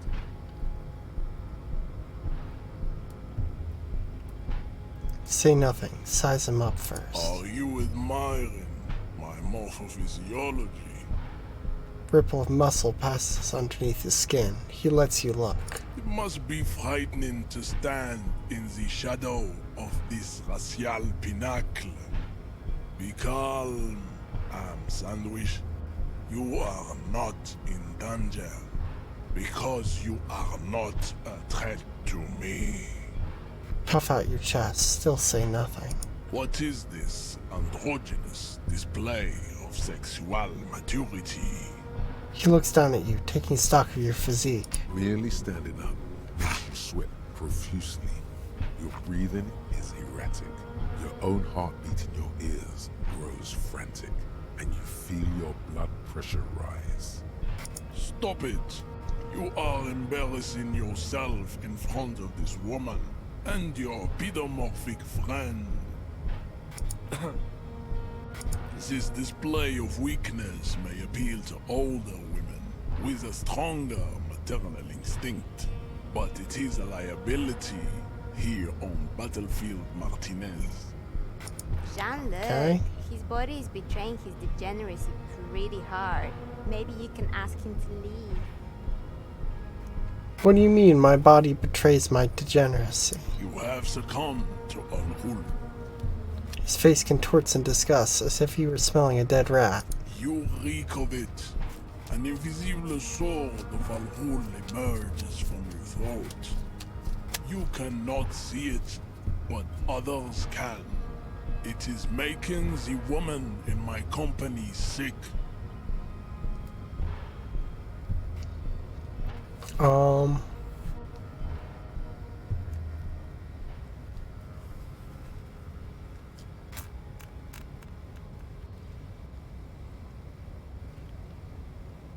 You're right, I'm an alcoholic. Now I need to enter the harbor. No, you don't.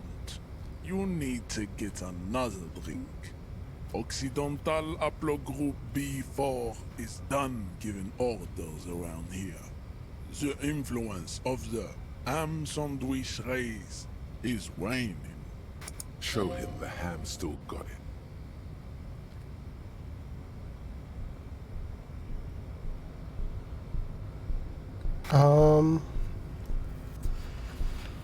Actually, I think the ham sandwich race still has it in them. Willingly calling yourself a ham sandwich, how far the Occidental Hablo group has fallen. You were once a noble and powerful race. You gave the world eugenics, That's a bad electricity, thing. and powerful weapons of war like missiles and aerostatic aircraft. You made great gains in metallurgy, race theory, and statecraft. Half of those things are really bad. You dominated lesser cultures, like the deformed Hemians and the inexplicably potato-obsessed Quakers. But now your ascent to the genetic summit has halted. You are obsessed with sadness and with frivolous pop culture. That one's accurate. You will be superseded. Isn't that right, babe? It is, baby, yeah. You know it. There is a button right behind him, just out of reach. It must be the one that opens the door to the harbor.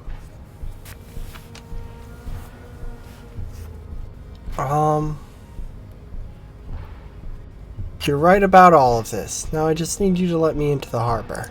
Enough with this begging. You should leave the stage of history with dignity by inviting the other races to a great world war.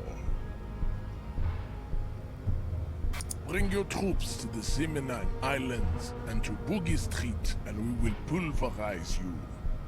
When you are gone, we will build a museum for you. The walls will be lined with bottles of Al Ghul, your beloved beverage. Inside, we will store the odes to homosexuality you call art, and your microcephalic scholars.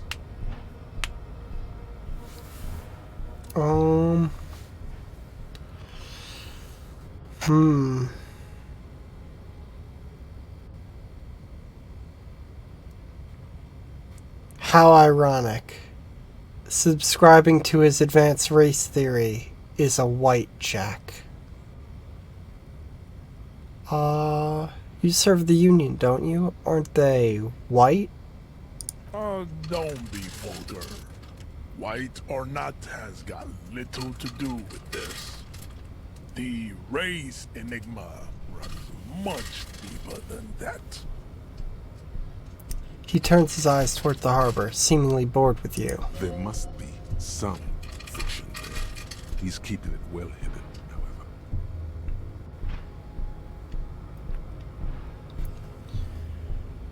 Yeah, but you still serve them. How does that factor into your life? Mr. Clare is a man of vision and means. He has the will to confront polycultural capital. Something your race, naivistic communists, never did. Also, to serve is noble. It takes discipline. Your petulant individualism has only contributed to your race failure. It is lax and moronic.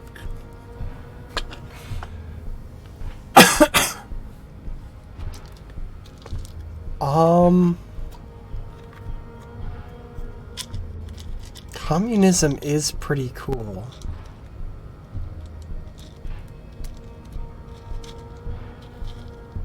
Like, that is true.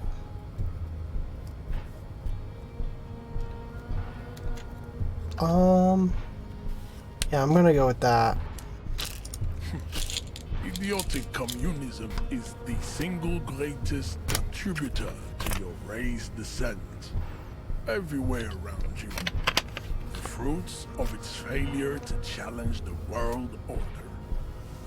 Individualism, rock and roll music, sexually transmitted diseases. Above all, rampant multinational finance still reigning large. Tell me, where have you gotten your love of pathetic communism from? Degenerate youth culture? Rock and roll music? I've gotten it from Disco, actually. Offshoots of the Seminoles people invented disco while having sex under the influence of cocaine. It is a shame upon my race, but what is done is done. I am not surprised you enjoy it so much. This has happened to many of the side products of the inevitable cultural victory of the Seminoles race.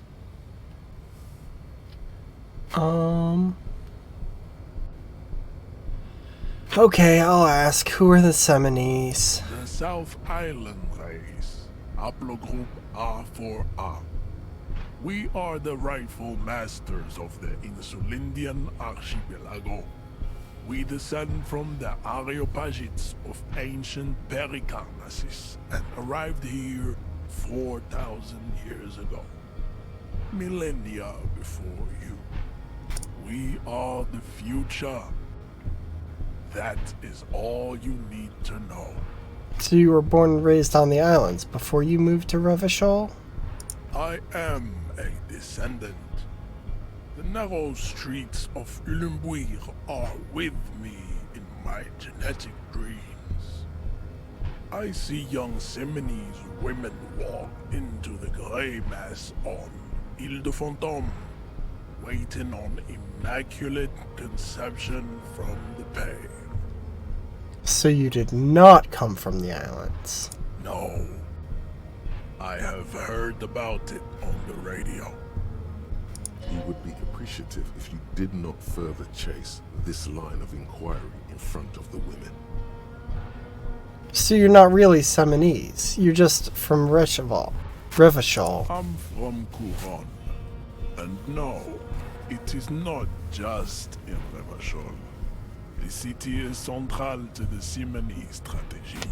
Spreading through its trade networks, our culture will dominate the world. You have heard enough about our phylogenetic secrets for today. You have extinction to come to terms with, and never getting into the harbor. Tim, what do you think about this? I don't think anything about this. We are wasting our time having this conversation.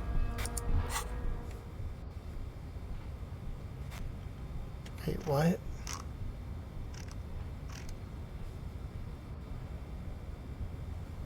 Oh, breakthrough imminent.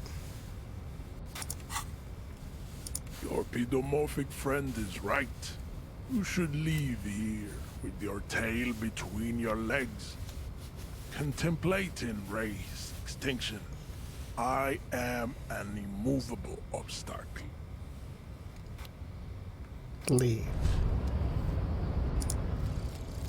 Volumetric ship compressor. Bizarre scientific news from Revachol West today, where a police officer's shit has been observed at a pressure of around 495 gigadecimals. These metallic hydrogen levels of shit togetherness were thought to exist only at the center of collapsing stars, not law officials. It remains to be seen how long the shit's singularity lasts.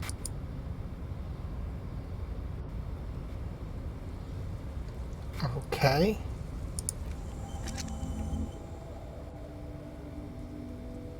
So wait, is that just there permanently now?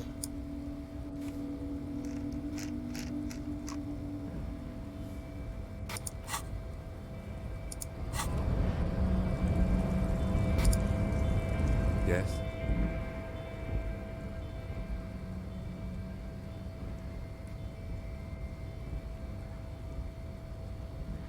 Huh.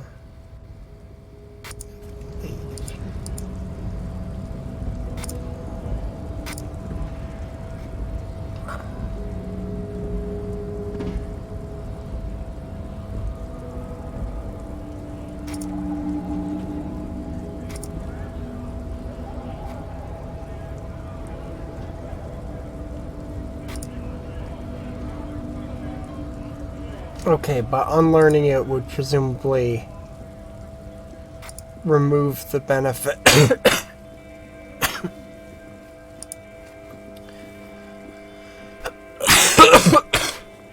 I'm assuming. Yeah?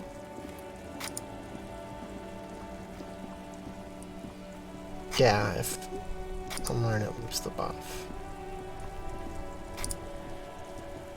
Not that I still have much of a chance here, since I'm pretty sure I still only have like an 8% chance to pass this.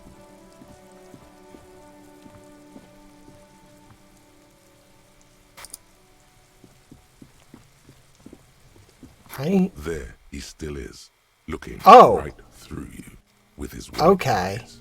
The body below is entirely dedicated to that corpse smell. Emitting it is all it does now. Go over your nose without throwing up. As you breathe in, the odor comes over you. It's the smell of the mind telling you to run, and your stomach to wring itself empty. With your hands at your sides and your eyes squinting, you stand in it. Do they always do that? They do after 7 days, yes. We are deep in decomposition here. Step closer. The man before you is naked, but for a pair of underpants and enamel boots. His skin is greenish, marbled with decaying veins, and blotched by lividity. A fading web of tattoos covers his chest and shoulders. The cargo belt used to fasten him to the branch above appears industrial in strength. Inspect the boots. The material appears to be ceramic. Its clean white stands in stark contrast to the decaying flesh above the knee. The man wore thick polymer socks, probably for padding. A fine array of interlocking plates covers them. Delicate and fragile, they feel alien to the world around you, out of place somehow. These are clearly not boots. They're armor, possibly part of a larger set. These aren't just boots, are they? They're armor. Indeed. Technically speaking, these are sabatons, not boots. What kind of armor is this exactly? Ceramic plate. Zirconium dioxide, most likely. This is where the make would be. Where? Under the heel. Fair weather. Fair weather model T500 VE. I'm guessing that's vitreous enamel. This is advanced stuff. The material looks out of place here. It is. It's expensive. Lieutenant draws the line in the condensation on the ceramic with his index finger. We've requested similar material for our tactical units for years now. The constabularies deemed it too costly. In that time, we've lost 6 men to semi-automatics. How much are we talking about? For a full set, about 4 years of wages. That's a lot, I take it. As a wage, it's regrettably small. But for a piece of hardware, yes, that's a lot. What happened to the rest of it? The locals probably scavenged it. It would be odd if he had more on after 7 days. We should keep a lookout for these pieces. The armor could yield information. Maybe he'll know something. Maybe he was just wearing these boots and... No, let's not say that. Understood. The sabatons dangle off the man's decaying form, ageless and synthetic. How could this man afford such expensive hardware? That's for us to find out. My initial report on the area suggests he was a security guard for the harbor company, but that's just hearsay. These look pretty advanced for a security guard. I agree. This equipment is way beyond what a guard can afford. Knock on the boot. A small bell-like sound fills the air, like tapping on the side of a porcelain cup. Sounds fragile. It's anything but. This material is a kinetic redistributor. It spreads kinetic energy horizontally, from plate to plate, dissipating it entirely. See? Faint, organic lines cover the plates where they separate into smaller ones. These plates then divide into smaller plates, until there are hundreds of them altogether. Like the scales of some ancient white monster, cracked and pearly. Back off and look at the The corpse. cadaver slowly twists on the cargo belt, his torso covered in tattoos, and extremities blotched pink and blue. Inspect the belt. The hangman's knot is pulled tight by the weight of the corpse below. Yellow, hard-edged polyester cuts into his neck. Above, a sliding buckle ties the belt to the branch. What kind of rope is this? Industrial strength. The kind used for tying cargo to lorries. Like in a harbor. Yes, it looks like they use whatever was on hand, paying no attention to not incriminating themselves. They sure wanted him to stay there, but the polyester seems strong. It's not merely polyester, it's steel reinforced. See these lines? This is where the wires run. I see rabbits for more than 20 strands. This makes getting him down much more problematic than I had assumed. How did they even get him up there? A noose is one of those things that's easier to use one way around. What's the buckle tying the belt to the branch above? Did they climb up the kids using the kids' ladder? Point to the one side of the tree. That ladder can't carry a grown man. I didn't see any splintering either, did you? I think they lassoed the branch, then pulled on the belt to close the buckle. We're assuming dock workers from the harbor did it. The brief suggested as much, politically motivated by the ongoing strike. Did you not get a briefing?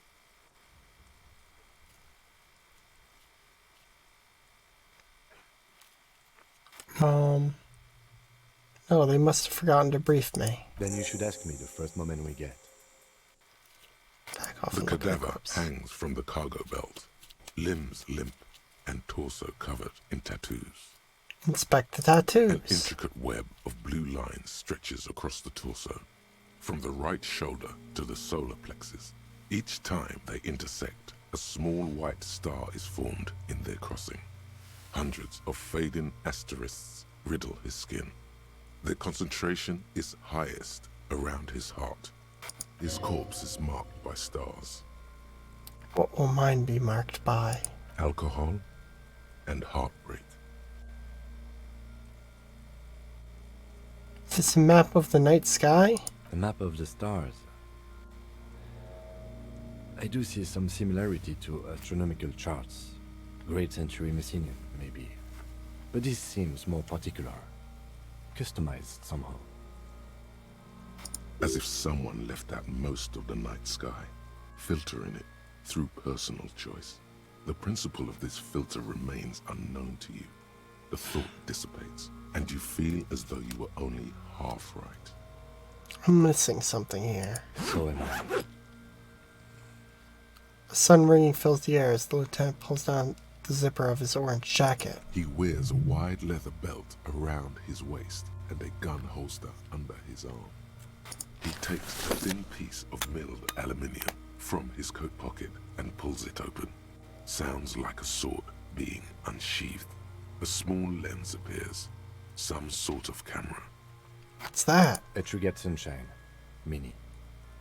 Shit, Kuno! What the fuck is that? An instant color camera.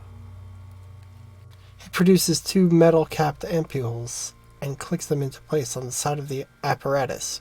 A thin slot shines there. This is the first time he openly acknowledges the kid's existence.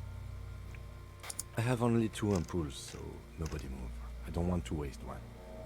He points the camera at the corpse, peering into it. The lens needs adjusting. Then A sound, a shrill flash, followed by the breaking of a small ampoule of glass. You see streams of color pour onto the thick, glossy piece of paper, rolling out. In case we need it.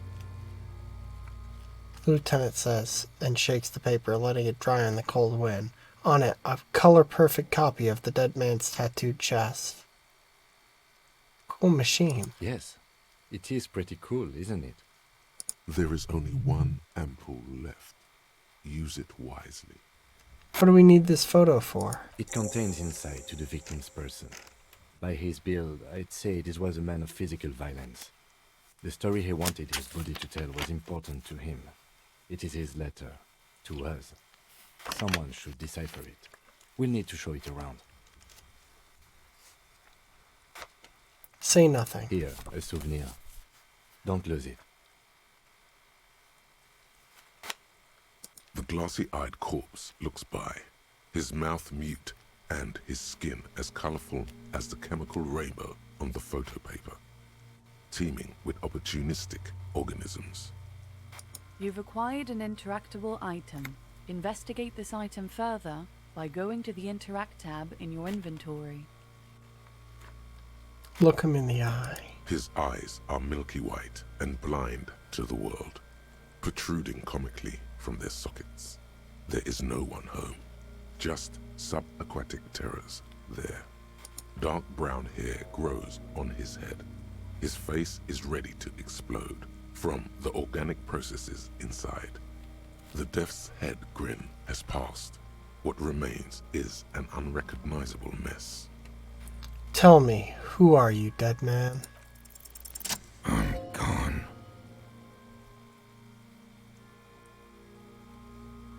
Where have you gone? Into the wild pale yonder. Where is that? In the past. Way out in the west. I can see you're gone, but who are you? I'm a joke. Look at me. There's nothing funny about you. There is nothing funny about jokes either. That's not true. Jokes are meant to be funny. Who were you when you were alive? A killer. A motherfucker. And a killer. I have another question for you. Go ahead, Coppo.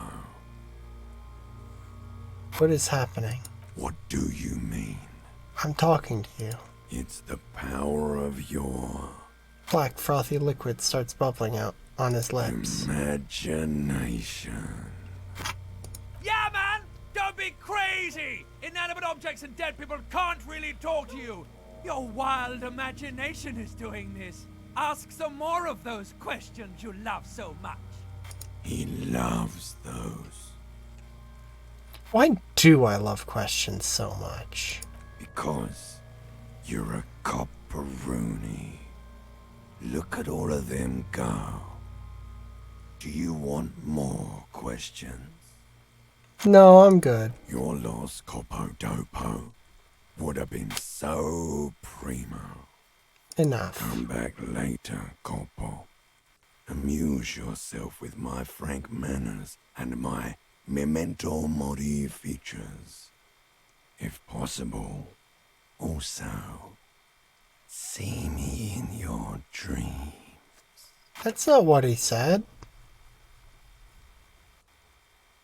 The caption was different from what was said. So how do we get him down? Are you sure we finished the preliminary examination of the cadaver? We might miss some of these things once he's done.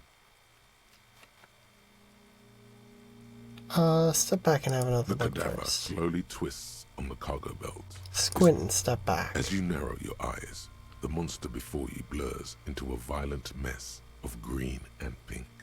Observe. Only the lower extremities are pink with a dash of blue. His fatted hands, thighs, and his neck, just above the noose.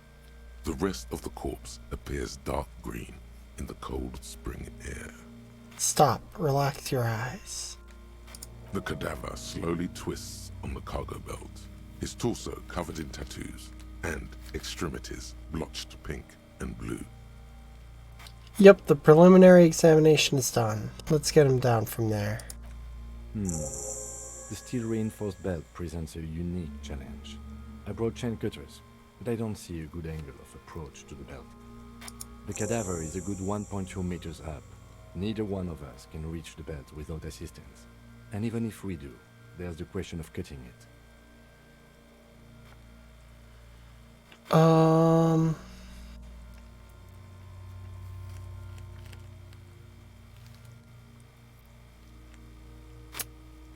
Can we ask for help from the harbor? I was really hoping we wouldn't. The Union appear to be suspects in this case. It seems like a dangerous route to go down. Yeah, wait, let's reconsider. But what other options? The corpse twists on the belt like chicken on a skewer.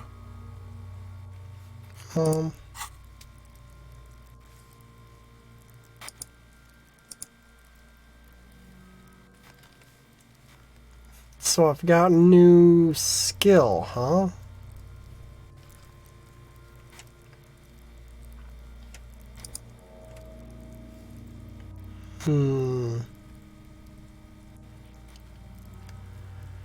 Anything you'd recommend?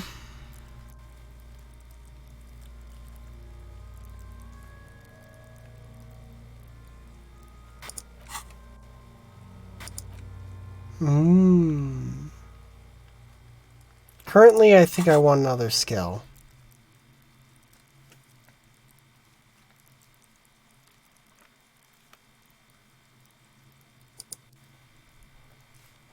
Info. Oh, that's so many words. That's like a lot of words.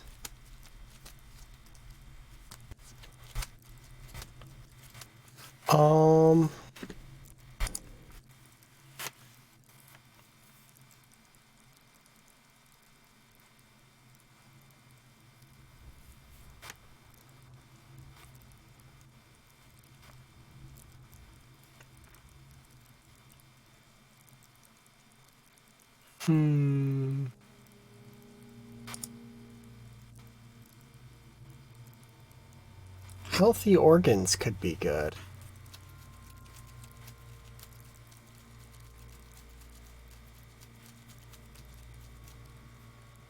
That's a good point.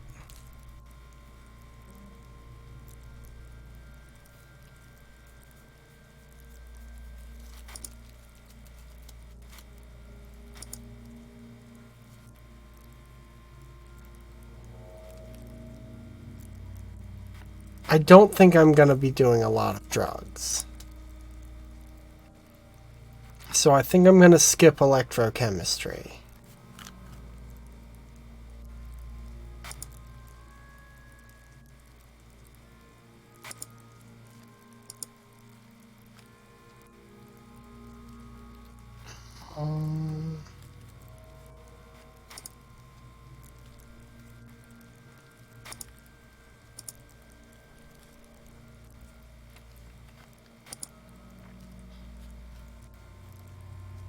Visual calculus seems important.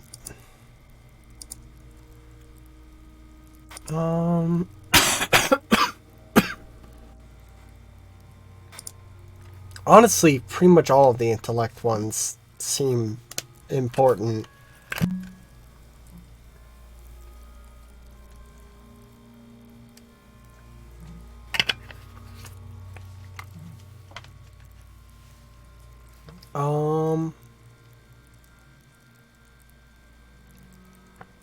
Yeah, they're probably all about as equal.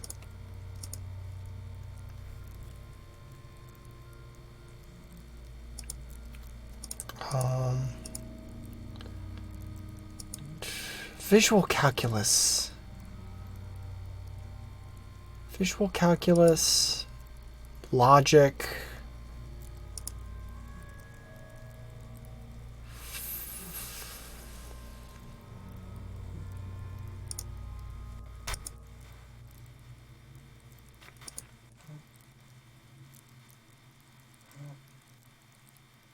Yeah, I'm gonna go with that.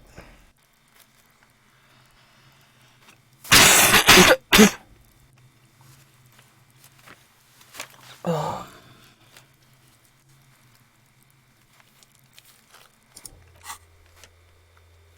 Just the rest of the armor. It's gonna tell you about the case, tattoos. Getting the body down. Shoot it down or ask for help. Do something. You're a cop.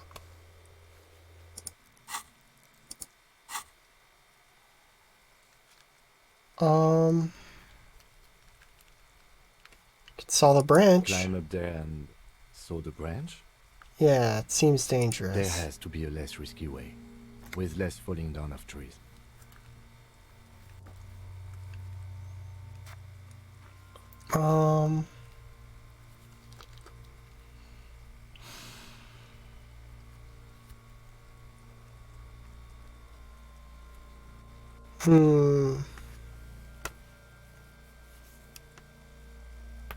Can't someone else do it is tempting. Though, I'm pretty sure 1 and 3 are gonna be pretty...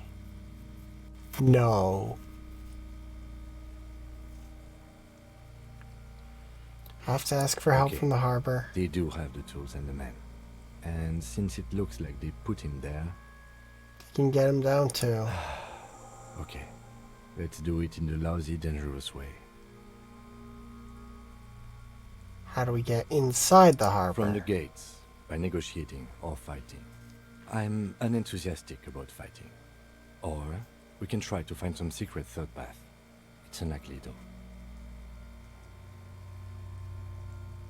Let's get to it then.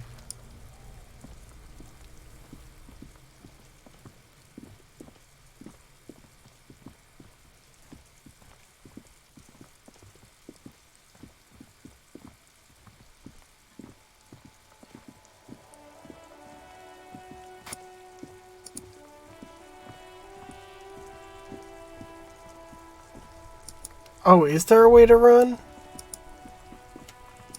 I've noticed that sometimes I've run. Oh, just fucking double click.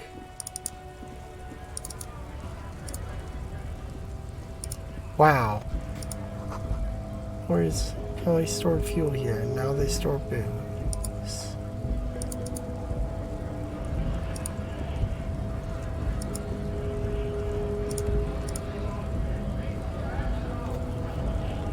I've tried using... Oh, I tried that earlier and it didn't work. It says green.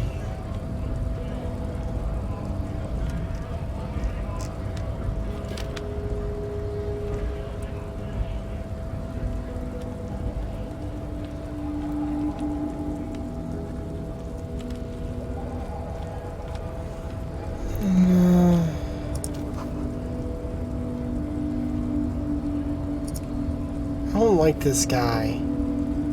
Your race descent has only worsened since I last saw you. You have really let yourself go. What are those tattoos of yours supposed to mean? Racists are generally not very good examples of their race. Welcome to Revachol. You hear him yell at a redhead woman visiting the fritter nearby. I am not like them. I am craniometric perfection. I have taken the trouble to permanently draw a phrenologic grid on my skull and features. This should dispel any doubt. Yeah, Kim said that there might be other ways, but I'm dumb and can't find them yet. And I haven't completely burnt this bridge yet.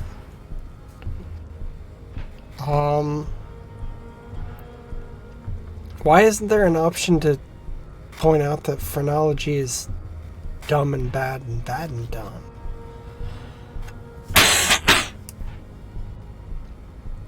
I want to point out that phrenology sucks. Right, that's craniometric perfection. My race does not stand a chance. Correct. Subscribe to his advanced race theory. Ask what kind of races there are first. Classification is core to this stuff. Measurehead, I'm new to this world. Help me understand its races. I need to know what kind of different races there are. Do you?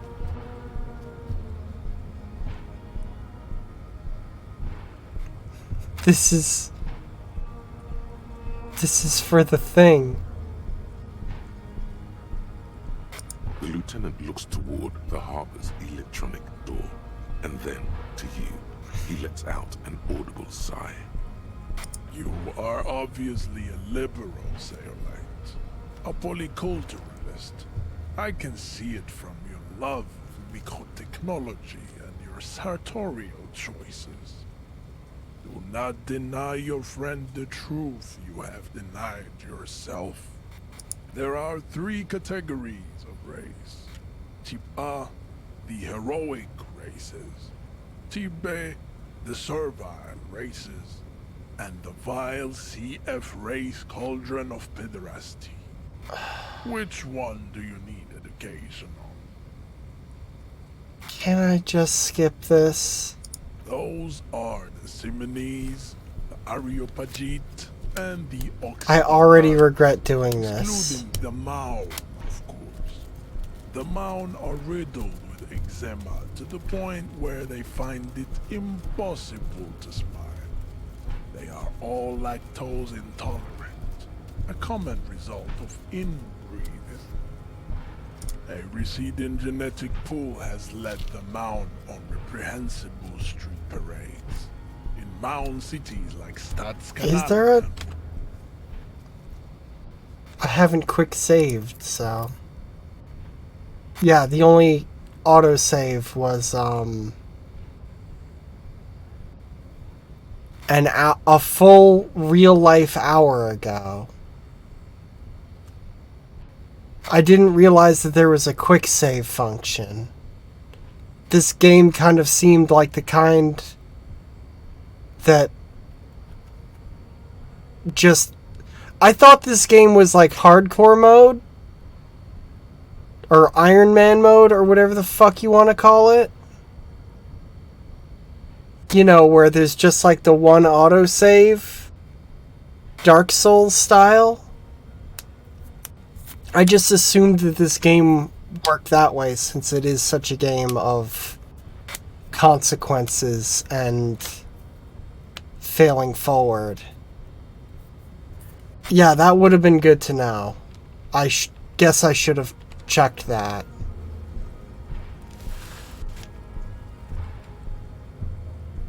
Who are the Type A? The Vespertines and Messenians of Vesper. Yeah, I'm assuming as long as I don't, like, actually subscribe to the race shit, I'm probably good. And even the North Königsteiners all have Type A race propensities. Okay. The other large Mondial civilization, the Mers, are too yellow and oleaginous to count as a heroic race. True, they are violent and expansionist, but they have a glandular problem. Overproduction of sebum. Sebum is leaking into their brains, making them listen to El Mariachi music and eat toxic minced meat-based food, which in turn only produces more. As okay, I'm just by gonna the fucking... Maun and the Mesk, Occidental Type A is in retrograde. The Simonese... It just keeps going, huh? No backing out. The Areopagites are sleek, long-headed. The Simonese are powerful, mesomorphic. The former is an immutable progenitor, unchanged since the Super Isola of Pericarnacy. The latter is perfected and adapting. Together they form the Simenoa. Nature was not capable of more.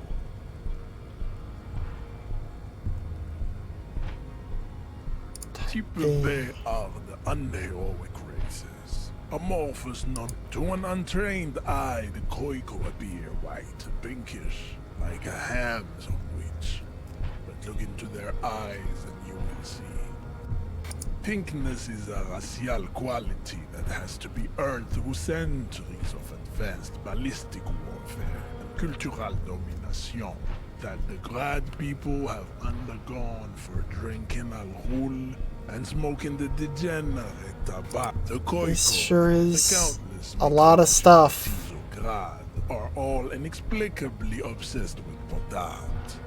The only thing they like more is dividing into the Revacholians, halfway between Type A and the Racial Cauldron. Two mixed to know right from wrong. You tried your degenerate little... This I'm hoping that this was hard to write. By humans in our 82,000-year history. Is it 82,000 years that we've been recording history? You have very little idea of what is happening. but that seems a little off.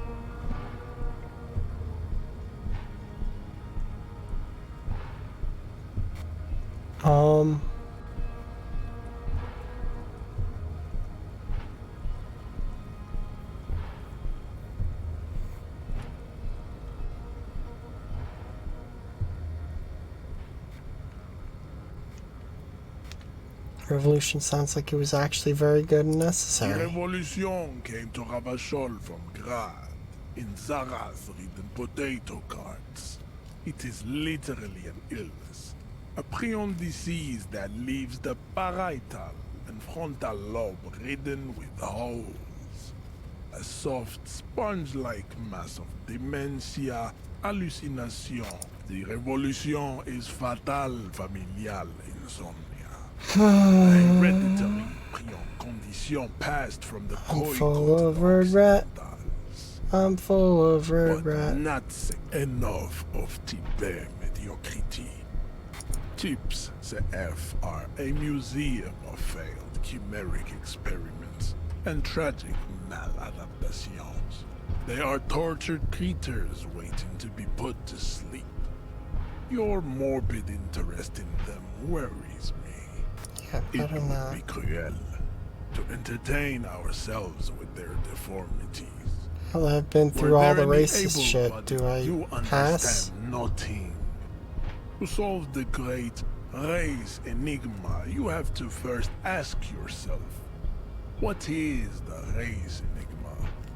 You have not even worded the mystery, let alone solved it.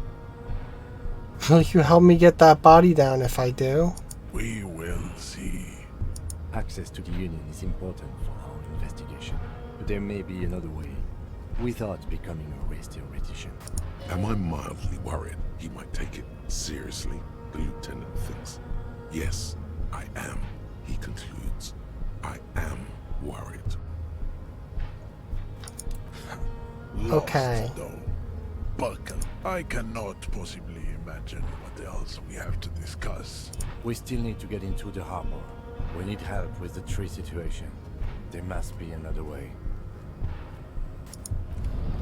It's over at the Whirling's roof, huh? Who, Yes, me? you. Word on the street is you're ready to start building communism again. Again? Yes, you're ready to start building communism again. You've built it before. They've built it before. Hasn't really worked out yet. But neither has love. Should we just stop building love, too? Can't argue with that. So, what about all that communism you've promised to build? Word on the street is you've woken up from 1,000 years of slumber, promising to erect a version of communism many times greater than any attempted before. Is that true? How come there's word on the street? You keep saying things like, down with the bourgeoisie, eat the rich, sodomize the landowners, impale all people who have more than 25 real in their pockets, literally murder all human beings regardless of their political beliefs. That kind of stuff. I've said some mildly left-wing things, but none of those. Oh yes, the mask of ambivalence. Don't deny it. You're about to rip it off and reveal the monstrous seven-eyed lamb of global communism that would devour and masticate mankind. Everyone can see that. So tell me, do you have any questions before we fire up the big communism builder? Or do we get right down to it? First, what's this communism even about? Failure. It's about failure. I don't do failure. Of course you do. You are failure. You are communism. Absolutely vanquished, beaten, curb-stomped, shat on. While everyone else is out partying, having a callous laugh, you will reverse the fortune of the workers of the world.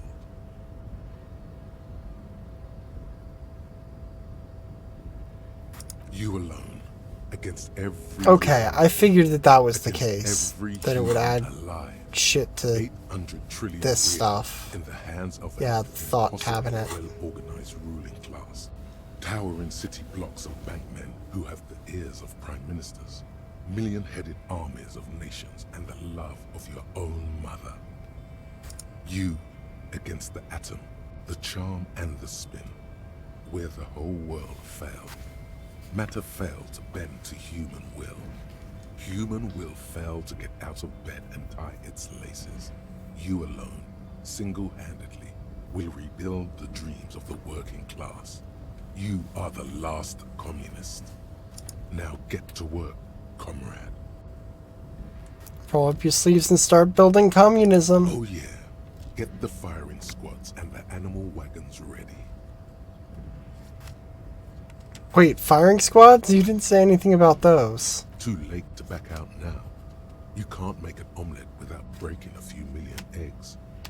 Roll up your sleeves further and breathe in the pristine air.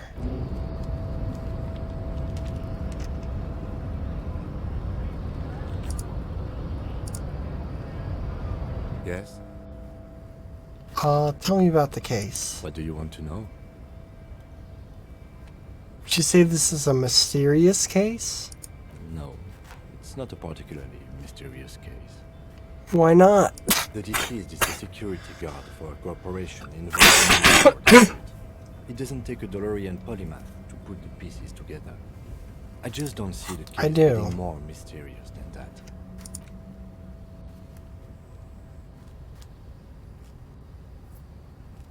I still have one open slot.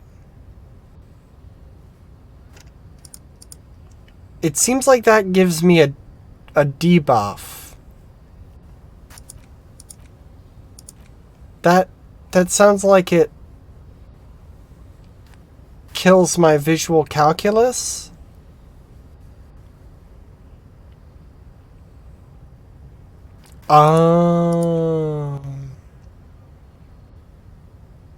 So while it's for 3 hours, I get -2 visual calculus.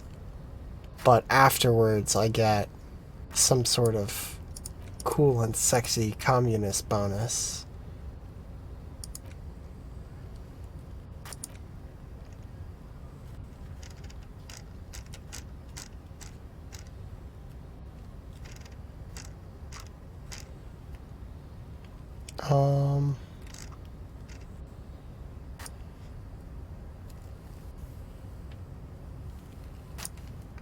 I'll hold off on that for right now.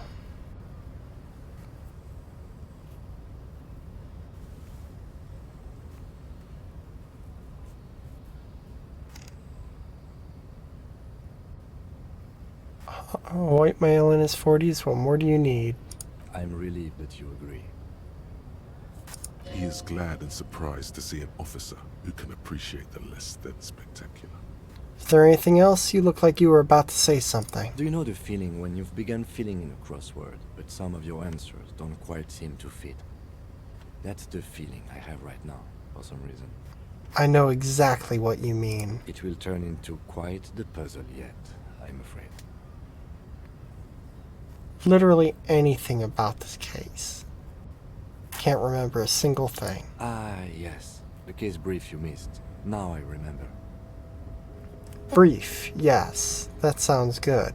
3 days ago, the RCM emergencies desk received a report about a security guard who was found hanged in Martinez. An anonymous caller said there was a dead body behind the Whirling in Rags hostel cafeteria. The cadaver had been there for 4 days. No one had come to investigate. During that time, the victim had been stripped of his belongings. The caller did not identify him, but used the word lynching. There is an ongoing labor dispute between the local dock workers and the logistics company Wild Pines. I was told we should approach the death as part of this dispute.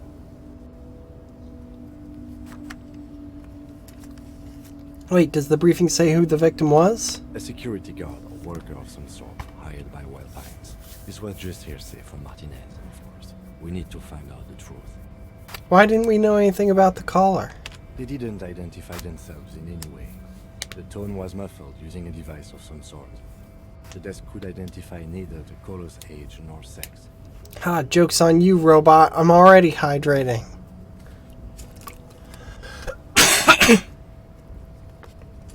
Why hide themselves? There's a strong prejudice against involving the RCM in what's seen as union matters.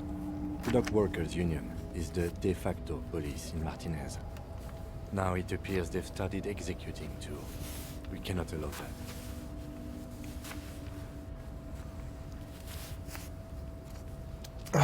Of course, I understand everything now. Just to be clear, we are police officers. It's our job to find the killer.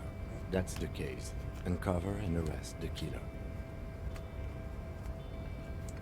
If we're from different precincts, why are we on the same case? I'm afraid you and I are pawns in a pissing competition. His disdain is clear. This man would not use such an expression otherwise. What do you mean? You don't know? I assumed you were in on it. Tell me about it. What's there to say? It's just stupidity. What kind of stupidity? The cop kind. Our precincts can't decide if Martinez is part of Jamrock or the industrial harbor. Yours or mine, as if we somehow own parts of the city. Typical street gang mentality. So we've let the Union make a mockery of law enforcement here. And now it's come to its natural conclusion. Ah, so this is a struggle of who runs Martinez. Well, sort of. It's less a matter of who gets to police Martinez than who has to. It's an orphan district, in other words. I think the dispatch desk just told both our stations about the hanging. There was quite a brouhaha at the 57th, I can tell you that. Time to settle it, they said. Cop off. But I assure you, I am not their finest or toughest, with 102 cases solved. What I am is least interested in a pissing competition. So, he volunteered to represent the 57th, but not out of competitiveness. On the contrary. I wonder what this says about me, that I was sent by my station.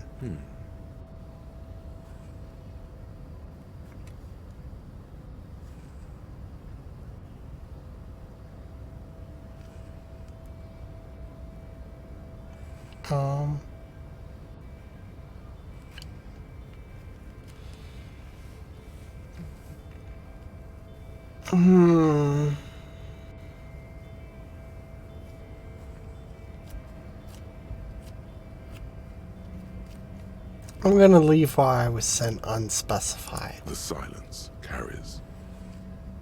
So you volunteered to spoil it? Yes. I'm an unrepentant spoil sport. Okay, enough of the competition then. Tell me something else. It's a wholly pointless matter. Forget I ever mentioned it.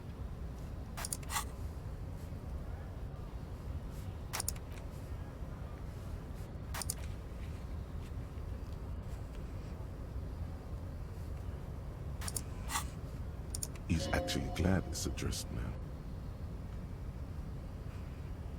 Why did the 41st send me? Because you're the best qualified. No, that doesn't seem right.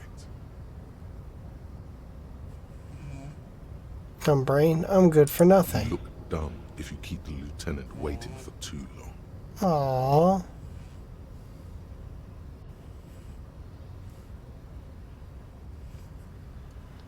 Okay. Nothing.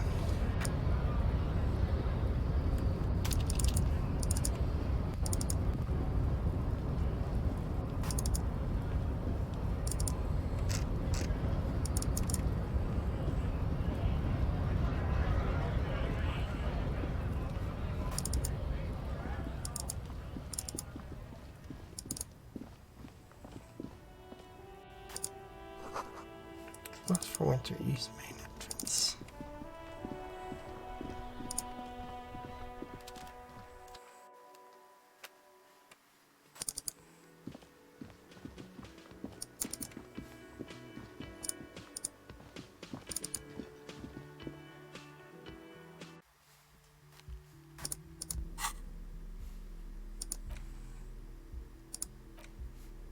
An intricate web of blue lines stretches across the torso of the hanged man. From the right shoulder It still kind of looks like a map of the stars in the night sky. But something's not right. What's the meaning of this tattoo? For you to discover. You've gotten as far as you will without assistance. Someone close to the victim might know. Put the photo away. How do I get on the roof?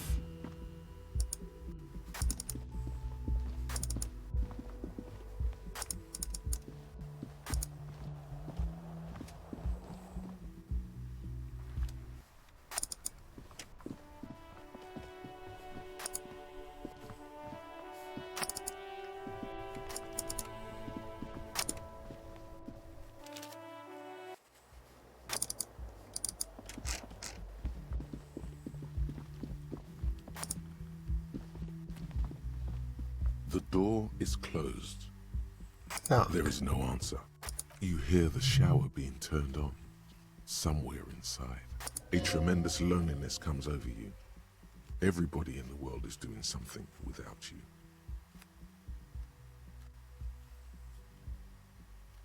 Swallow the emotion. The door is closed. Leave.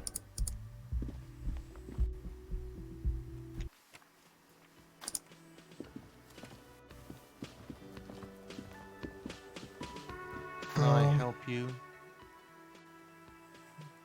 Saw another thing at the Another railing. thing. Great. I love those. Nope, Yes. I guess not. Is the trash container out back yours? Mine? No, it belongs to the Whirling in Rags. Thank you for clearing that up. Why do you keep the container locked? Why? To keep the hobos and drunks out. That's why. And the neighbors too. They put their trash there and they don't pay for the garbage company. I thought as much. And are you the only party with access to the trash container? Well, yes. Us and the garbage disposal company. It seems a little callous, doesn't it? Something stirs in you.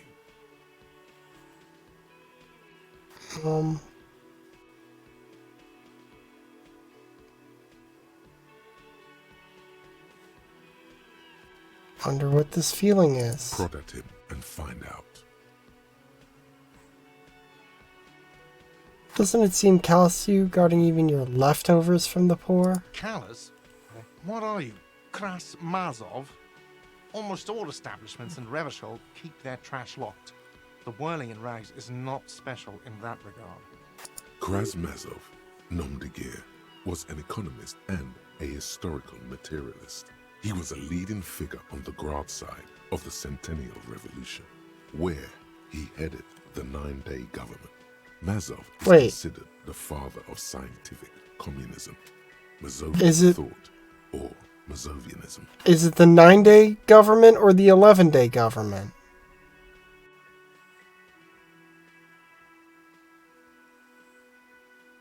Maybe I am Krasmazov. What are we talking about? Was this not about the trash container? Yes, let's return to that. Was there something you wanted? We need those keys. What for? Mazov? Are you planning to nationalize my trash container? It concerns the case. Please cooperate. Just bring them back once you're done, please. Bye.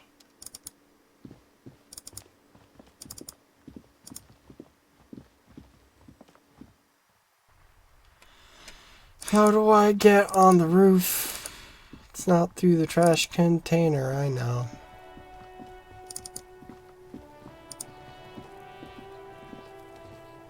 This trash container is locked. The sliding lid with a The well-oiled padlock. crack. The lock pops open. It should now be possible to simply raise the lid. Don't. Maybe you shouldn't. Didn't I just have a premonition that there's something in there? There is, but you won't like it. Sweat forms on your brow. Your hand is still on the lid. Open the lid. The smell of rotten food rises to greet you.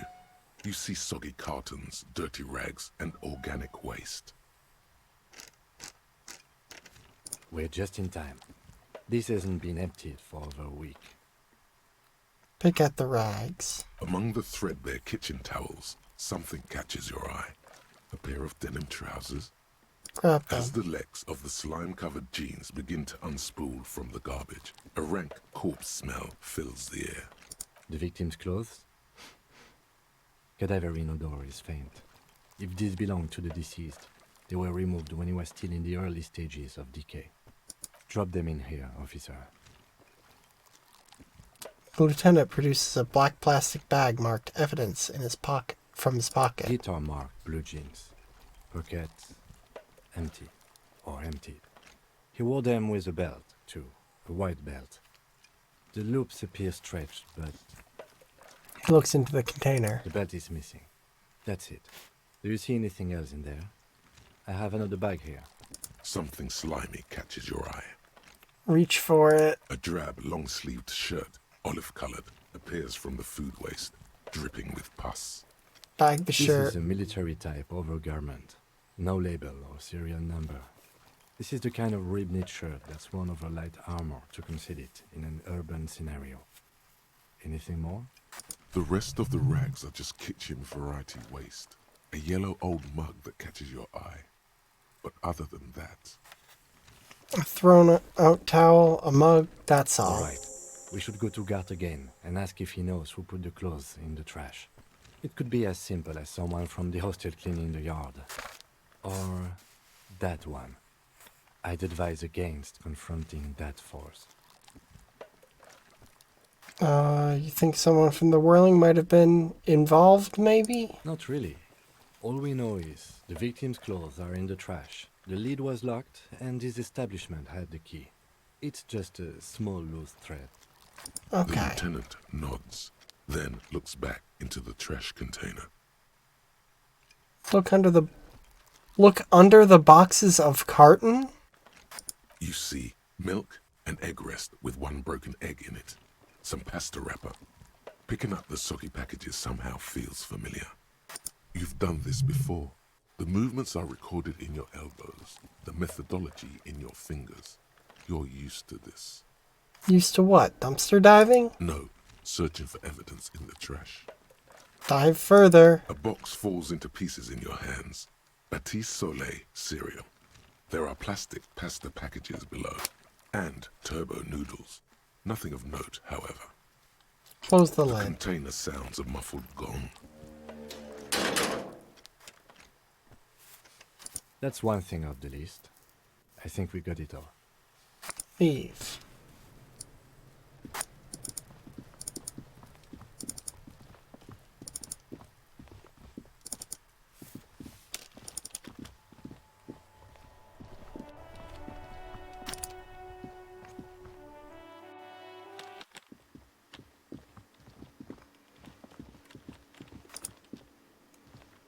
Can I help you? Here's your trash container key. Thanks. I hope you found what you were looking for. Found the victim's clothes. How strange. I certainly didn't put them there. Could someone on your staff have put them there? Sylvie had the keys before I got here, and I can vouch for her. I can vouch for all my staff. None of us would tamper with the crime scene. Who else has keys to the trash container? The trash collection service? CS Municipal. I don't see why they would put anything in the trash, though. Ah, the elusive CS Municipal. I doubt we'll be able to track down who was sent here last and when. This will have to be one of those little threads that solves itself down the road. Thank you anyway. Thanks. Let's talk about something Yes. else.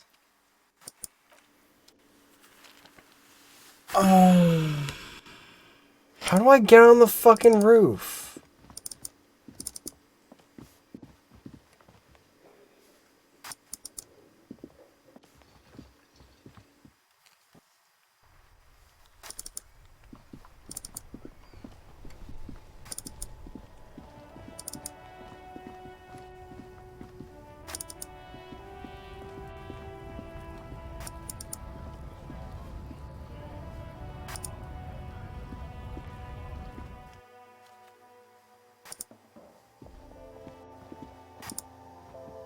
You see several packaged raincoats fill a low shelf beneath a display of croissants and juice bottles. The raincoats are transparent, except for the big fritta slogan on the back.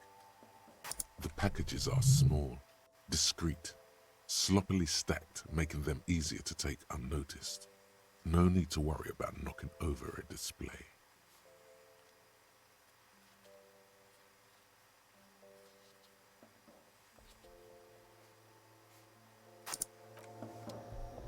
I don't need to steal a raincoat Welcome right to now. Frit. Feel free to look around or something. Everything is out on the shelves. What's that magazine she's reading? What are you reading? You mean this? She looks at the cover boasting a colorful photo of two girls kissing. This is Pop Stars. It's got, like, famous people in it. It's not for sale. Looks like it also has something called Police de la Mode, featured on page 34. This speaks to you.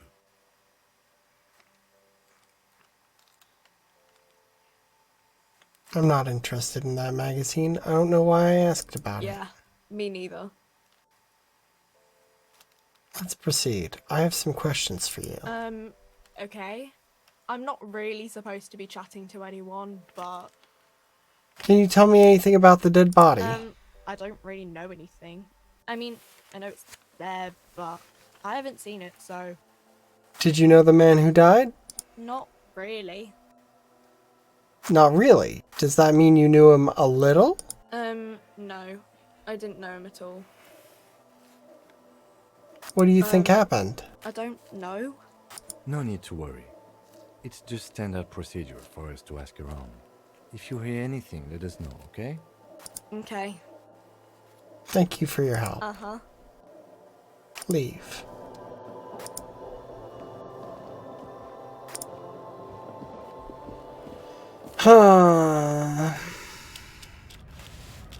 Unhelpful.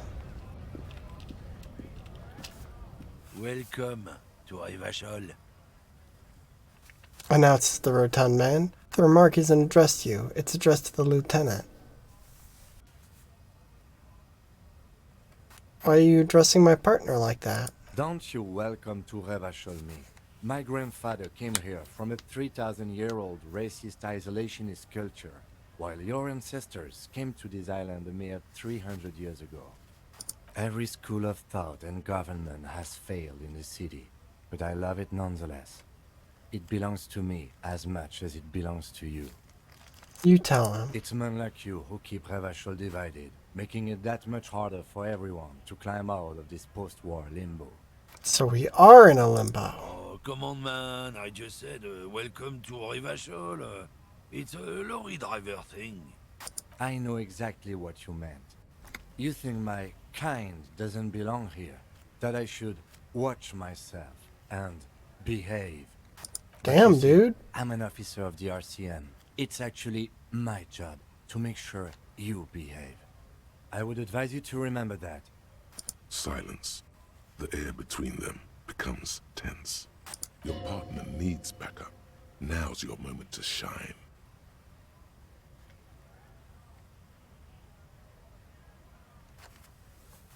I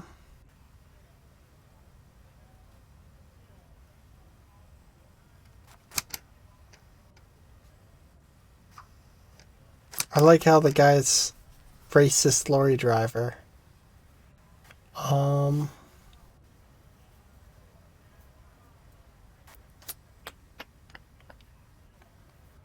Well, I think we all learned something here. I haven't learned anything I didn't know before. Lorman shakes his head with indignation. The lieutenant exhales and resumes his regular calmness. Now that that's settled, we have a couple questions. Whatever you say, officers. He waits impassively, cigarette smoldering between his fingers. He smells of heavy motor oils, and his breath of high tar content cigarettes, probably Astra Whites. You could ask him to show you the soles of his boots. He definitely looks like someone capable of a lynching. Maybe he was present. What are you hauling? Oh, not much anymore. I'm here to pick up some cargo, but the dock workers are on strike, so it's a sit and wait on your ass situation. How long has this been going on then? The strike? Oh, they've been at it for a while. A month, 2 months maybe. But this here is just the last week or so. What kind of cargo are you supposed to pick up? Apples. Apples? Yeah, apples. I take it you had other questions? He's given you the runaround. Let's be honest, you were bested. Let me see the soles of your boots. Been admiring the stompers, huh? Sure thing. Check them out. He lifts his left foot, then the right. Look at the sole. On the bottom of the man's boots, you see an intricate tangle of threads with no immediately discernible pattern. What's up with your soles? It's Revachol. Where did you get boots like that? Custom made. Cost me a pretty penny.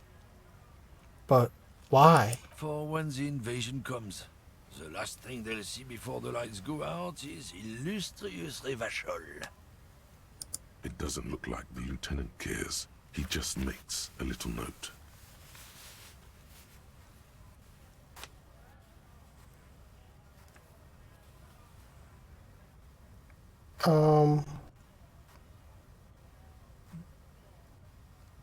Whatever, these aren't the boots I'm looking for anyway. The man bites his lip and drops the near-finished cigarette lingering between his fingers. He reaches for a new one. We're done for now.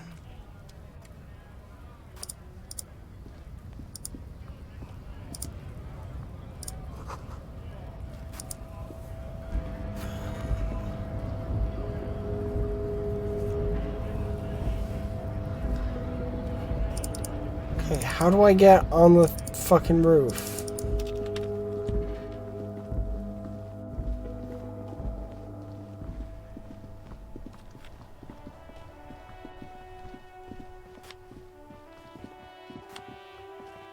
Is there a way?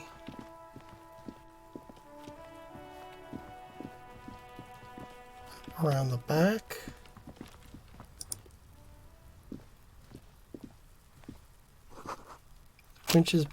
This winch mechanism has been oxidizing for some years.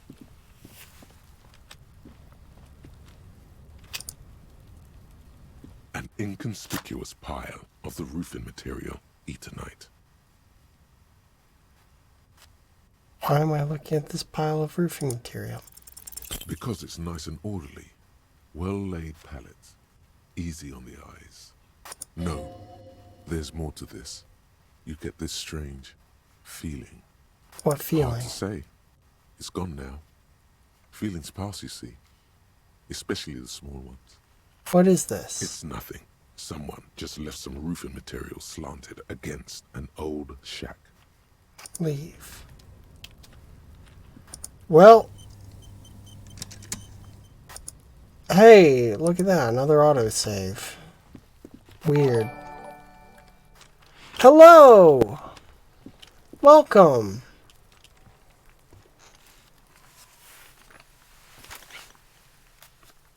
Thank you for the raid.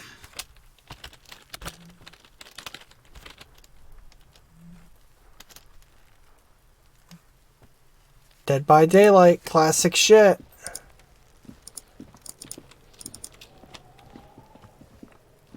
Getting all them generators, doing them murders.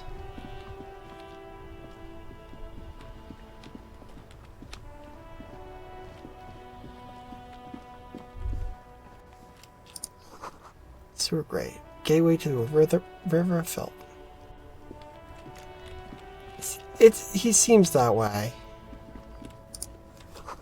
Plastic wrapped macaronis stamped with humanitarian aid.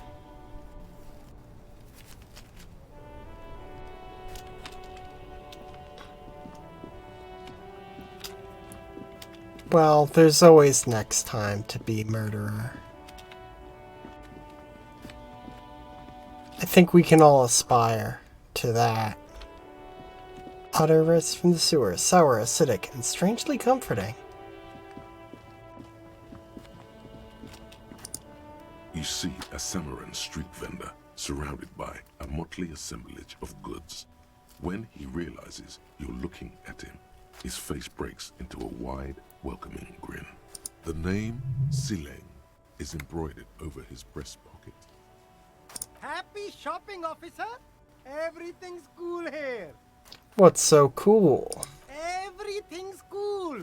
The goods are cool, the customers are cool, the place is cool. And one more thing, officer, you're very cool. I like this guy. Bang, bang, bang. He makes both hands into finger pistols and fires a few finger bullets into the air. You feel a twitch in your index fingers. There's a finger shootout brewing. Whip him out. Don't shoot, officer. Have we got an arrest here or just a shakedown? A shakedown. Good one, officer. You're a funny guy. Now what can I do for you? Just kidding. I'm really here to shake you down for some answers to official police questions. Then fire away, officer.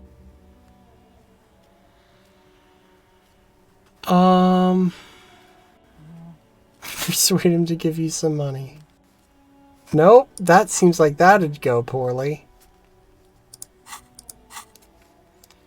Food packages you're selling have humanitarian aid written on them. How come? You mean these delicious pre-packaged shelf-stable meal kits? Really easy to cook, no hassle, really cheap too. Buy some, try them out. I think one said not for resale on the packaging. No problem here, officer. I get all this from one of my suppliers, an extremely reputable guy. And who is your supplier exactly? Oh, he's a good guy. I think you'd get along. I'll let you know the next time he's around. Interesting. The lieutenant whips out his blue notebook and makes a note. We'll need more if we're going to pin this one down, he thinks. Good questions, though. Sharp eyes, officer. What kind of stuff are you selling here? Only the coolest goods in Revachol.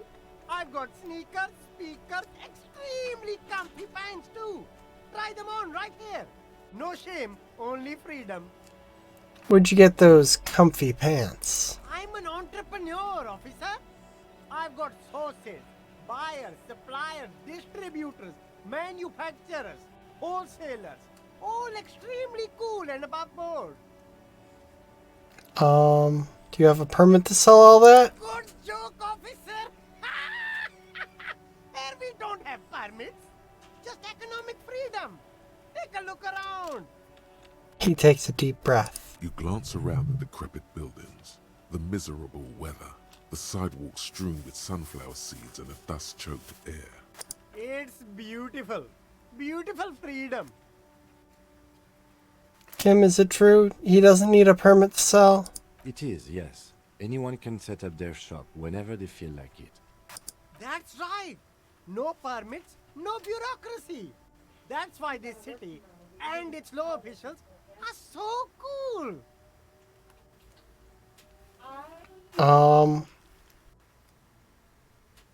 Okay, no permit then. Cool. Hyper cool. That's all then. Let me ask you something else. Anything for you. I'll look around, thanks. It says humanitarian aid, tuna fish, not for resale. There are clothes inside. Cheap second-hand clothes, smelling of strangers' body odors. Don't be shy. These are premium class clothes. Good quality fabrics, best retro design. Save the economy with your style, officer. I have 40 cents. Even if I wanted to buy something, I could not.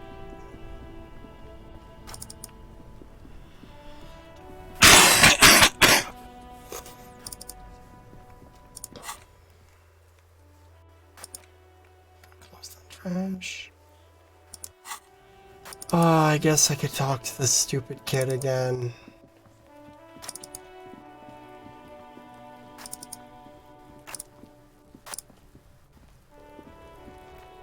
Fuck does Kuno care?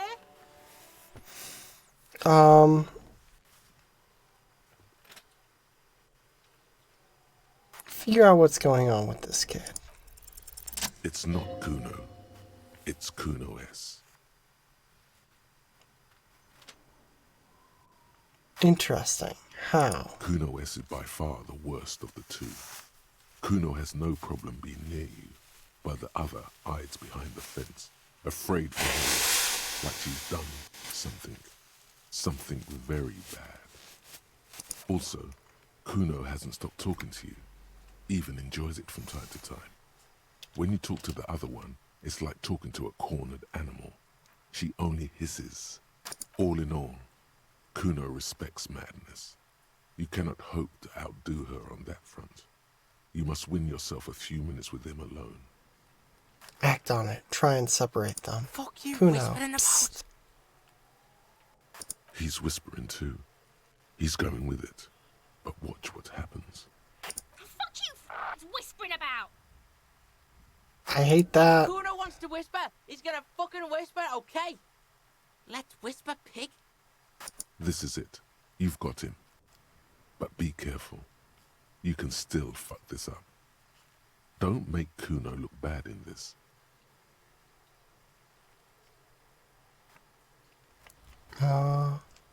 Phew, am I glad she's out of our hair. She's fucked up. Aww. Brady is silly. She's not fucked up. Everyone's fucked up. Stop judging shit. Wrong move. But he's whispering still. You haven't lost him. Just don't mess up again. Or you will. There are no guarantees here. Shit. What's up with her? She's terrifying. Crazy scary. Crazy? You don't know the half of it. She's not crazy. She's insane. Dangerous. She's smoked a man. She's done people in. Probably even pigs. Stop talking to him. Kuno, I'm fucking warning you. You're gonna get us into shit. She understands what you're trying to do. Yo, see? Did Kuno not tell ya? Kuno told ya. Kuno talks to whoever he wants. Talk, pig. Kuno's got it under control. He hunches down again. You did it. They're separated. He's even turned his back to her, so she can't read his lips.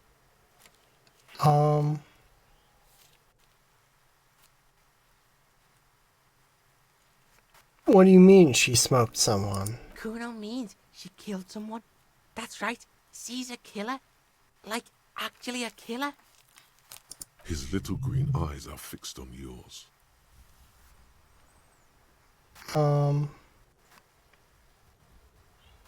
Serious about this killing business? Killing is serious shit. Kuno's always serious about the 488. She's probably killed a pig too. I mean, I'm pretty sure she has. Okay, how many cops has she killed then? Forget Kuno said that. Kuno was just shitting. Kuno was just running his mouth. Kuno's stupid like that. He feels the eyes on the back of his head and stops. The creature peers at you both from over the fence. There is something searching in her eyes. Do you think she has anything to do with the dead man? Yeah, she would have liked to fuck him up, but she didn't. Kuno wasn't around, and C was with Kuno. Where were you? Look, Kuno's gonna put you at ease. We didn't do it.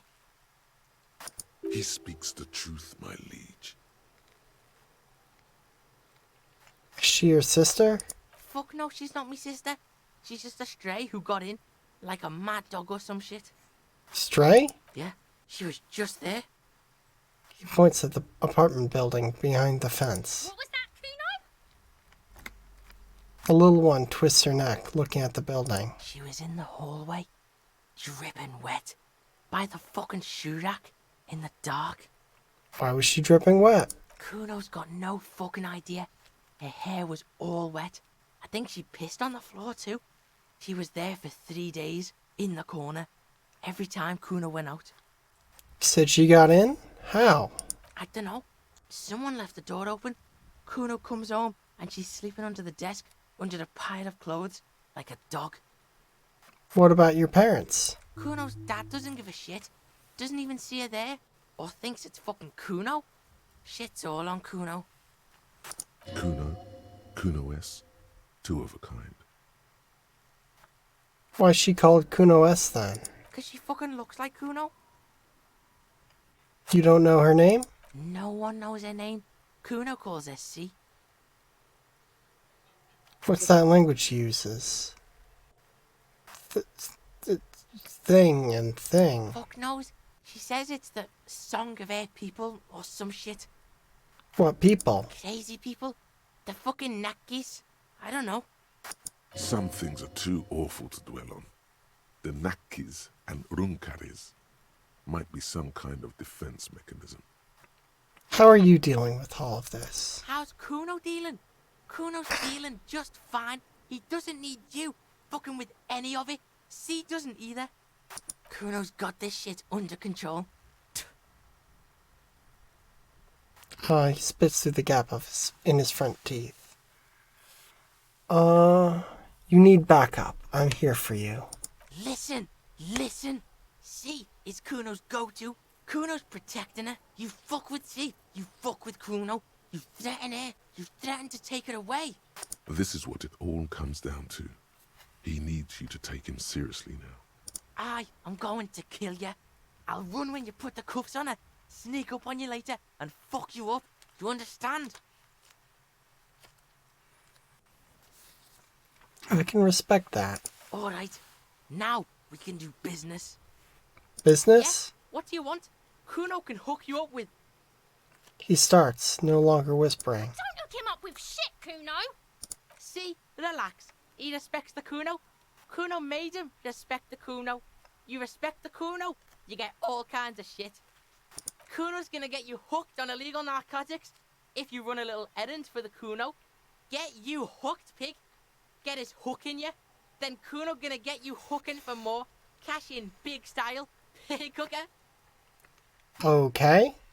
And shit, you can even fuck back in Kuno's kingdom. Kuno saw you sniff around that fucking pile of tonight. It's a secret door, okay? Just pull it off and fuck back in there. I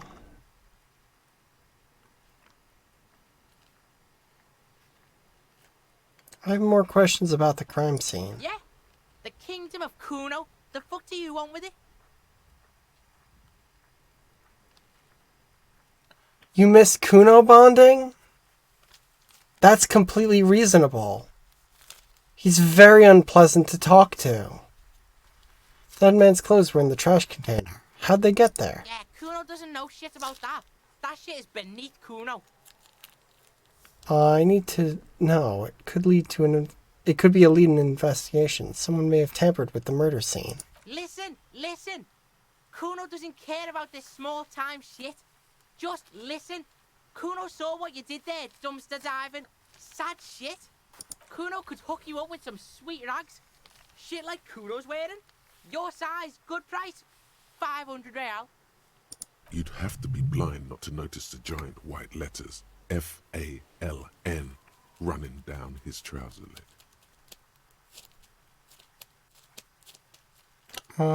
Wait, I asked you what happened to his clothes. You must have seen them lying around. Look, Kuno ain't seen shit lying around, except for that up there. Now, you want performance gear or not, Grandpa? The lieutenant remains silent, but his expression couldn't say, "I told you so," any louder.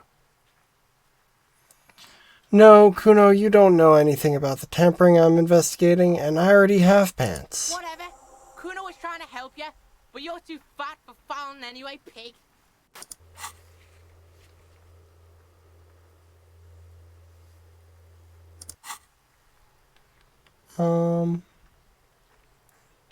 The ladder. Ever climb it?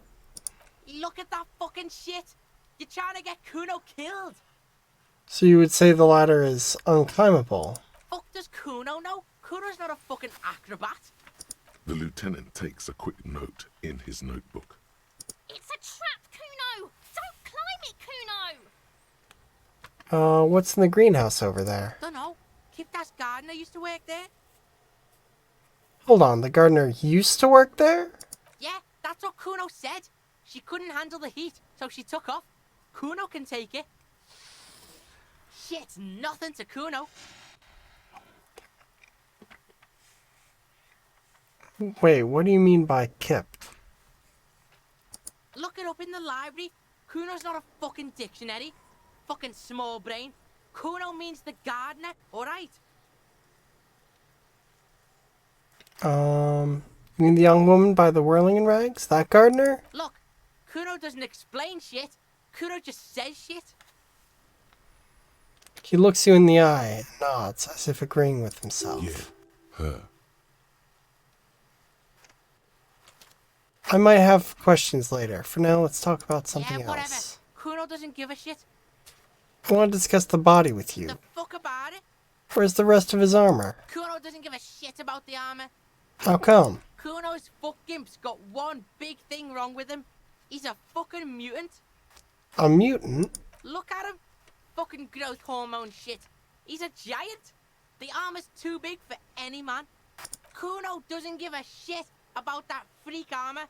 Kuno threw that shit away.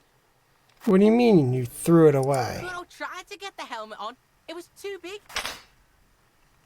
Performs a kickoff on the imaginary helmet. Kuno kicked that shit in the sea, rugby style.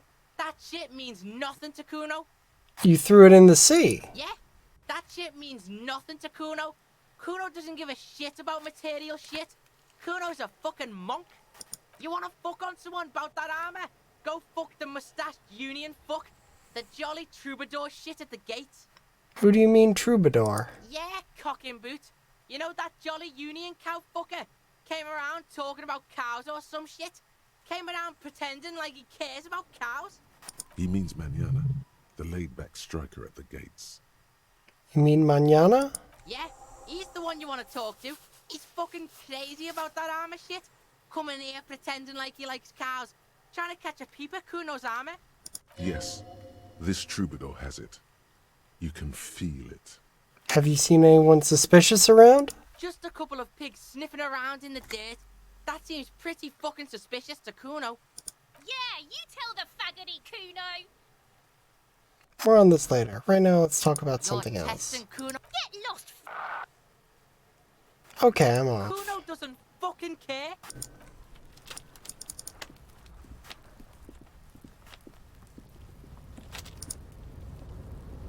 The pile of Eternite looks stranger now that Kuno told you about his pad. Because, unless Kuno lied, you should just be able to pull the panels aside. Pull the panels aside. There it is. You see a shabby little door.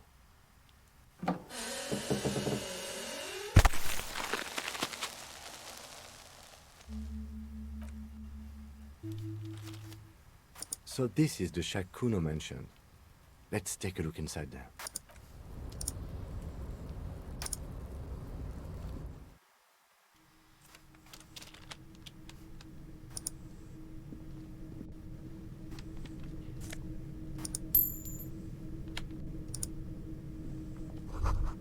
Silver plate with traces of bone yellow powder. Be still, my beating heart. It's amphetamine. Sweet amphetamine. The lieutenant isn't studying the powder in the mirror. He's studying you.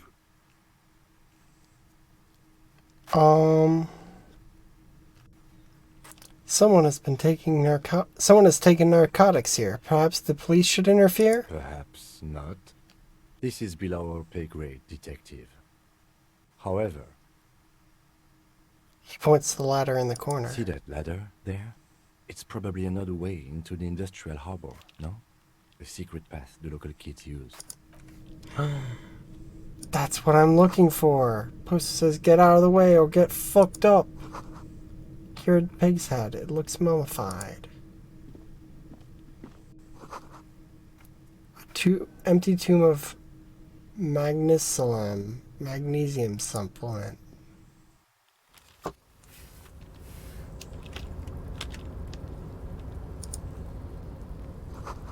Barrels are half full of rainwater.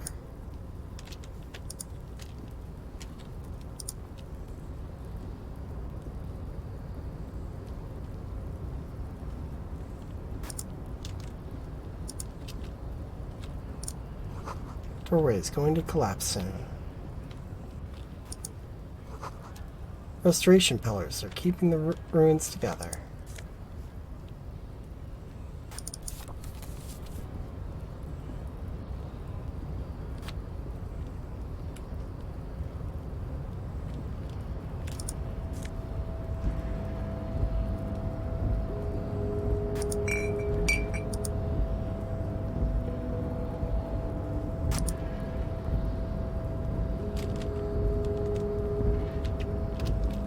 Okay.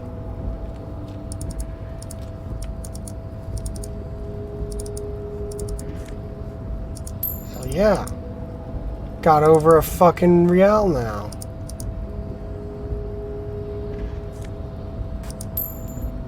Oh shit. Hell yeah. Just the rest of the armor.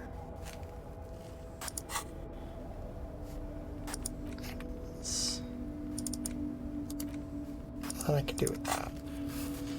I can get a thing.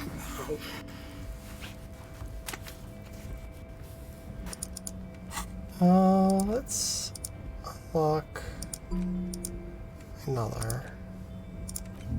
An internalized communism.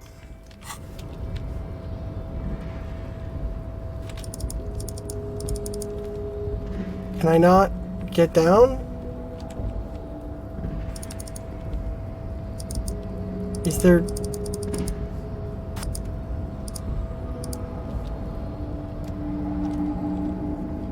Damn it, Kuno, what the fuck is the point of this place? Looks like someone left his tarpaulin cloak hanging on the railing here. When the wind ruffles the cloak, you can most definitely see a white rectangle on its back. You son of a gun, it's a cop's cloak. Yes, it's probably yours. It bears the RCM insignia, and you have a habit of being careless with your equipment. He judges the drop. You could probably make the jump. You look like you've done some track and field in your day.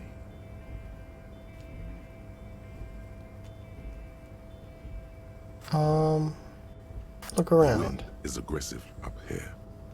The lieutenant looks at the enormous crane towering in the distance over the container yard. The look in his eyes is a mix of the engineer-like interest and the wonder of a 6-year-old seeing a horse for the first time. That machine is a Kvalsund 1020 HK. Kvalsund 1020 HK. Point at the crane. Is it? Kvalsund makes a lot of heavy equipment, but this is phenomenal, even for them. But I digress. We were focusing on your cloak here.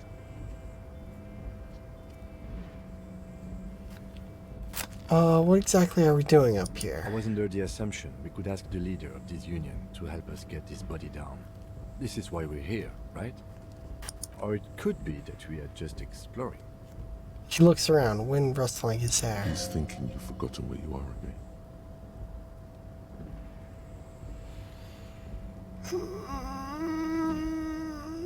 Go for the cloak.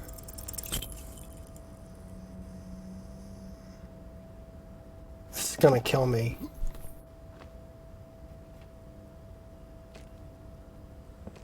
Nope, no. That's still too high. What were you thinking? You're not a gymnast. You're a boxer. And you've climbed way too high up there. Once again, the narration is completely different from what that said. You could have died there. Shit, shit, shit, shit. I'm failing you. This wasn't part of our deal. I got you, Bertan. Let me just adjust your breathing a little bit. There, isn't that better? Tug on your tie. God, now I can't breathe at all. Stop doing this to me, Necktie. You were supposed to be a friend. Hey, what's happening? You okay? Alright, Kim, I can't breathe. It's okay. You're just having a little panic attack. Try to breathe as slowly as you can, alright? He gently shakes you by the shoulder. The necktie lets go a little. Its vicious grip easing around your neck. Colors return to the world around you. Thanks. I think it's working. Good. We can always come back when you are feeling better. It's just a cloak after all. Yeah, not right now. Okay, but how do I fucking... Where do I... God damn it.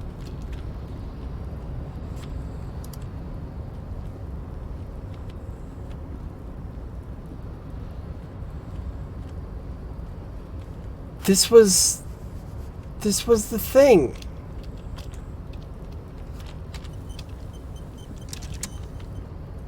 This was supposed to be the way in.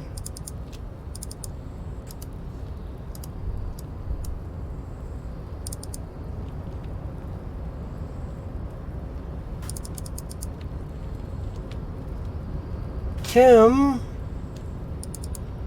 why have you lied to me?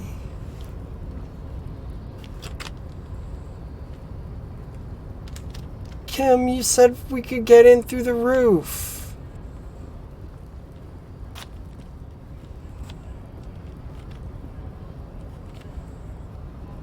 Kim?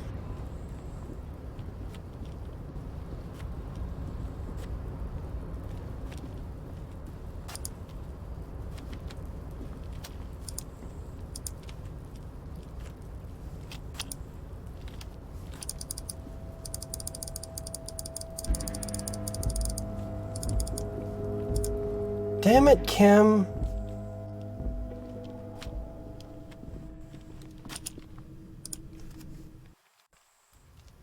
Now I don't know what to do. That was my one lead.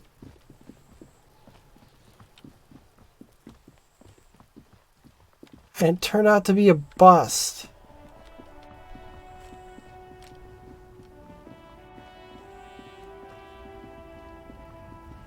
Because Kim lied to me.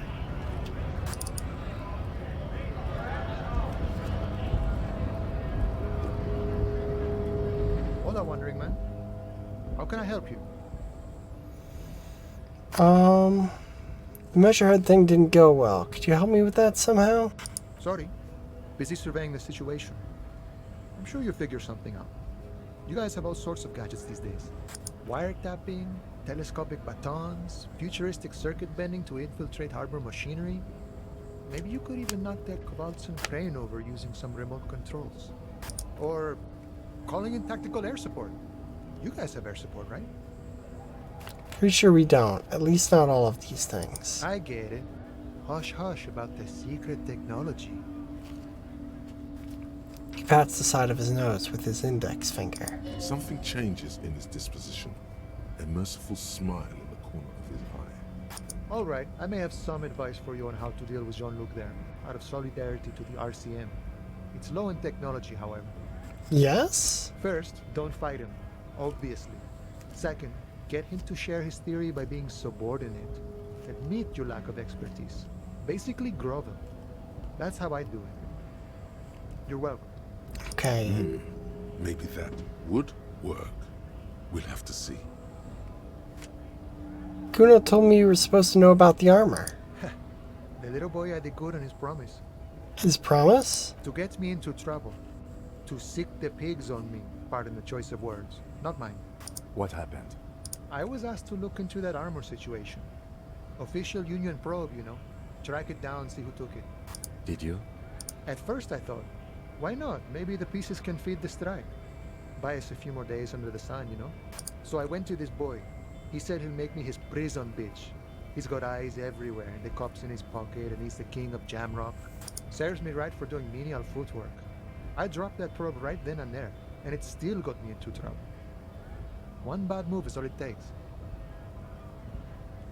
The probe into the armor. What did you learn? I learned that people don't want to talk to a drunk Union man about some armor. What else? Not much. Technical stuff mostly. That was the interesting part. What sort of technical stuff? I did some research into this armadura. Let's say I have friends at the library.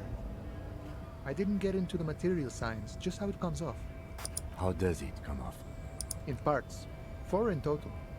The helmet was the first to go. The kid says he tore it off and kicked it into the sea. I believe him. The boots were still on the guy last I saw. Too hard to remove. So, as I count, there are 2 parts missing. The gauntlets and the cuirass. This is where I left off. Too much hassle. More like a job for some militia.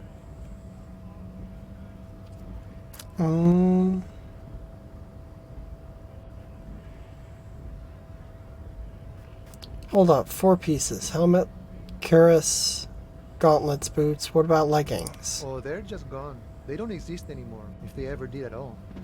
Forget about them. I did. I'm ambitious. I'm going to find all the pieces. All of it. All the pieces. There are junior officers out there, eager to prove themselves. I would leave some for them, and I would leave the boots to processing, but okay. Let's find all of it. And Mesquite is epic then, all across Martinez. I hope it will be a real bonanza for you. So Kuno used us to what? Scare you? It's a minor nuisance. It's all good. Thank you for your cooperation, sir. No problem. If you see that kid, thank him from Call Me Mañana. Thank him for showing me the way. He is sincerely grateful he is not tracking down pieces of armor right now. Good talking to you. Gotta run.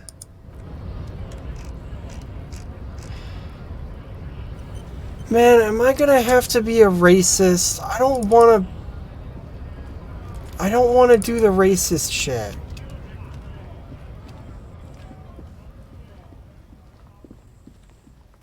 There's gotta be another way.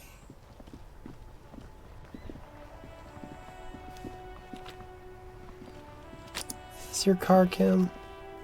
Inside, you see a set of steering levers, a radio microphone, a pull-out toolbox, and the soft glow of the fuel preheater gauge. I found like a way up onto the roof that Kim said was gonna be the way in. Yeah, and I held that button. And it said that I could interact with the coat and nothing else. The frequency tableau lights up, and the green button labeled Prime Line glows like a feline eye. And then you hear something. I interacted with the coat. My only option was to jump for it, and I failed jumping for it. The soft purr of electrical kittens, radio waves cast far and Because I wide had like an over the 8% chance to A woman's voice greets you to do through it. the static. This is Precinct 57. Hello, Lieutenant. How may I assist you? Hello, Alice. Please assist our colleague from the 41st Precinct here. I'm putting him on. Operating the radio is easy. Just be confident. You've probably done it 1,000 times.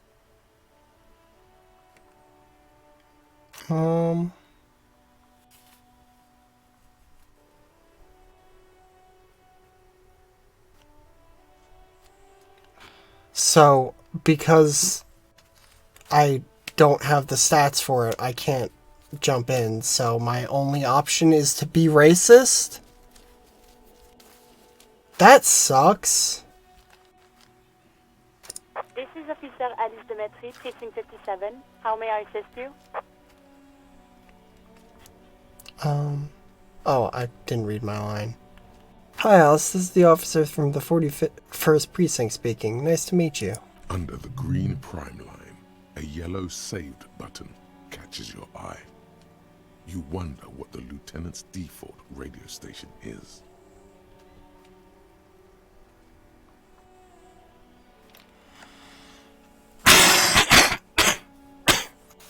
Yeah, but I haven't found drugs.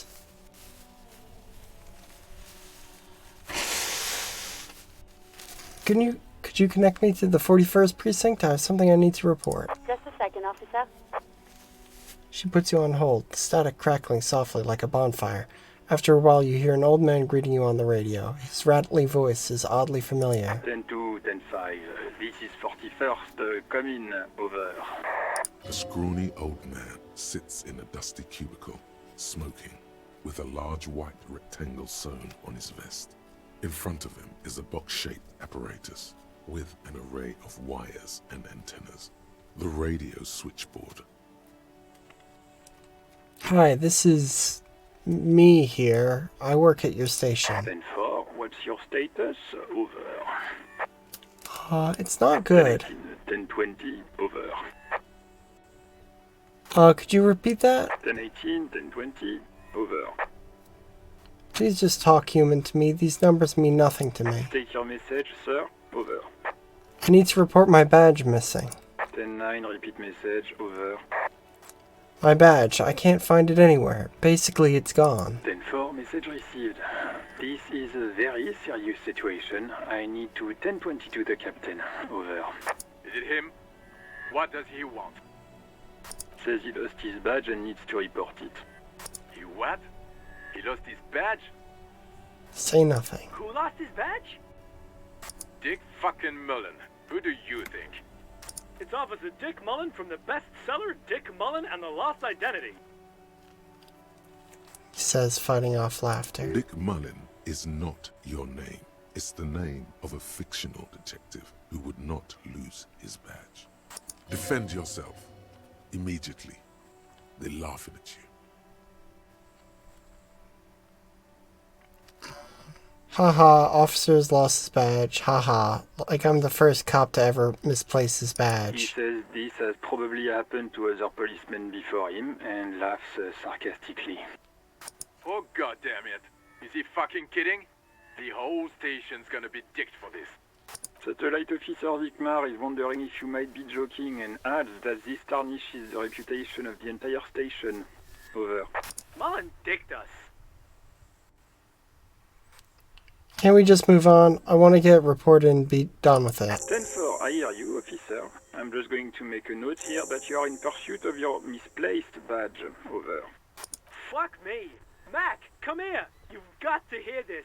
Dick Mullen lost his badge. What's going on? Super Cop here lost his badge. He lost his what now? His badge. He lost his goddamn fucking badge.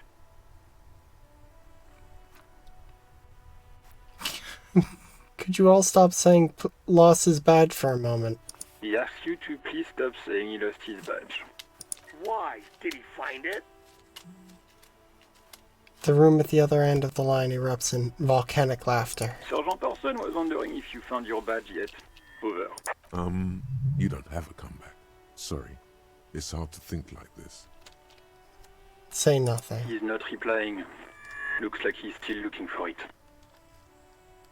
Enough with this now. I have other things to discuss. 10-9, come again. I didn't get that. Over. The animated conversation in the back is making it difficult for him to hear you. New heights even for Captain Sober. Ask him. Ask him if he's lost his gun, too.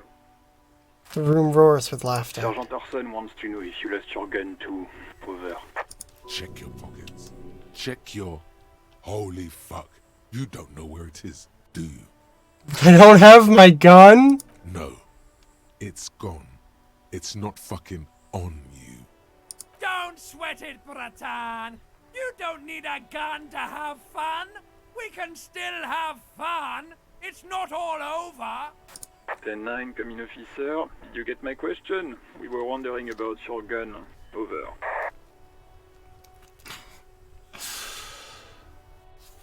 Convince them that you didn't lose your gun. Even before you can get the words out, everything gets scrambled in your brain. No, of course I didn't lose my fun. Gun! Fuck it, I didn't lose my gun. He says he didn't lose his gun. Or his fun, whatever that means. Ask him to describe it. His gun. Not his fun. Just the gun will do. Satellite Officer McLean requests a description of your weapon. Over. Oh, request a description, huh? We'll give him one. Describe the plasma gun.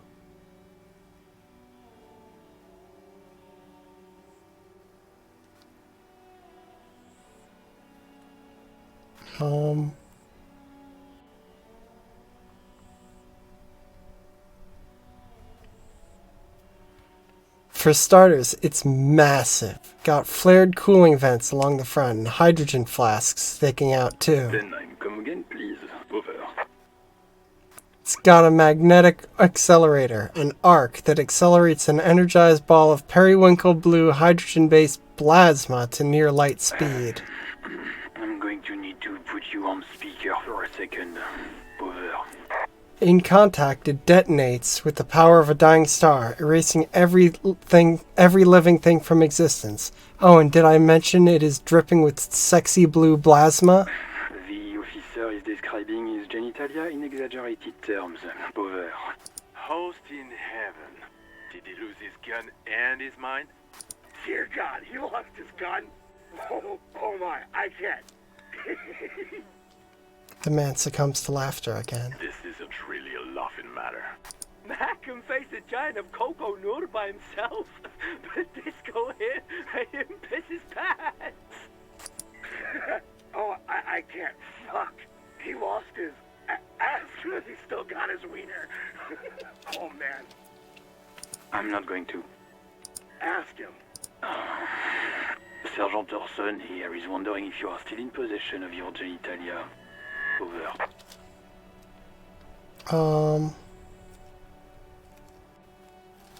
I left it at his mama's after I fucked your ass all night. Tell him that. That's a negative. Not going to say that. Over. What's he saying? Share with the class. He said he sodomized your mother. The prick ate Mama's vanilla waffles at the captain's birthday party. Some nerve he's got. Sure her vanilla waffles were the only thing he ate? Shut up, Chester. This isn't funny. This is my mom we're talking about. Tell him to apologize right now. Sergeant Orson requests that you apologize for the claims that you made about his mother. Over.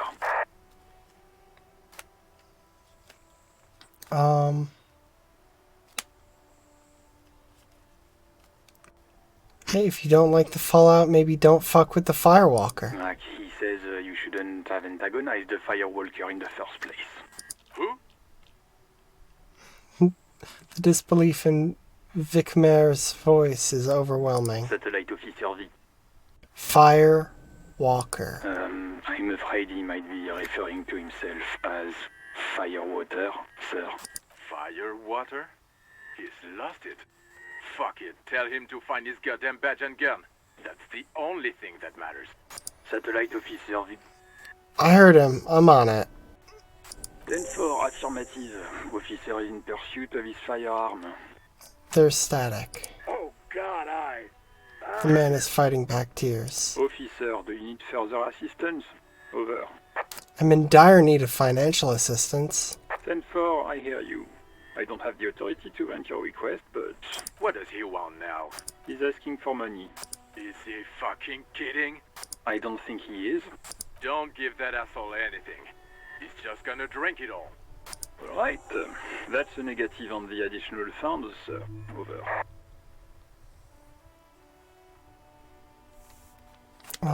It is paramount to the investigation that you grant me more money. He says it's important to the case. He isn't getting a red cent. You can tell him that.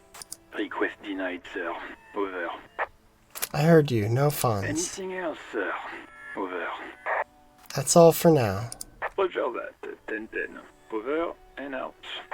Static ends with a loud click, then everything is silent in the cabin. 18 kilometers to the south, in the 41st Precinct's relay booth, a small crowd has gathered around Communication Officer Jules Oldboy Pidier, around a dozen cops.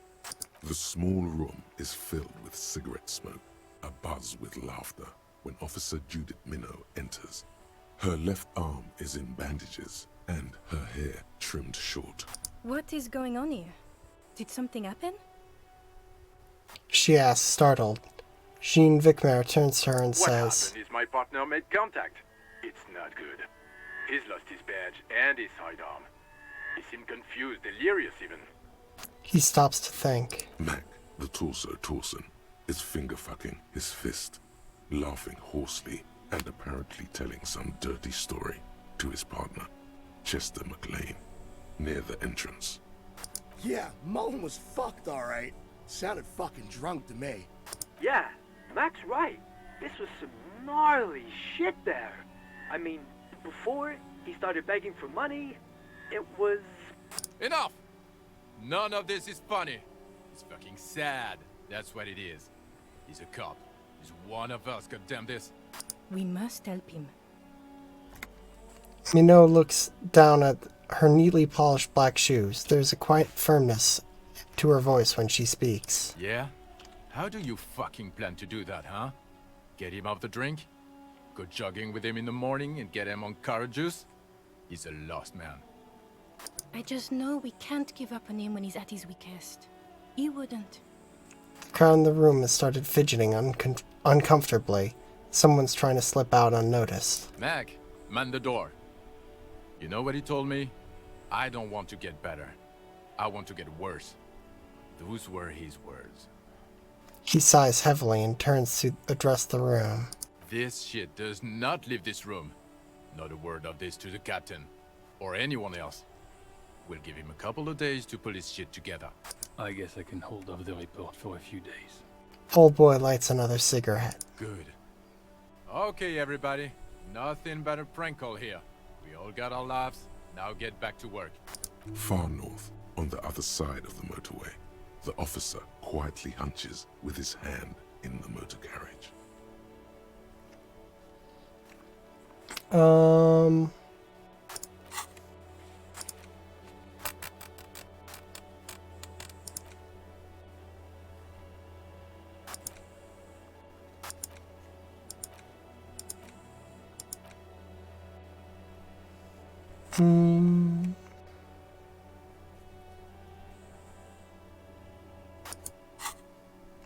Close the door.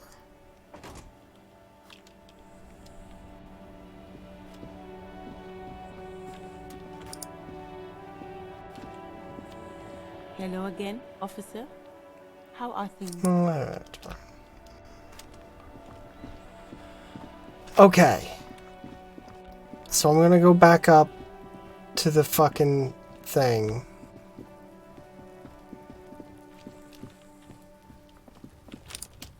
And be upset when there isn't a way down.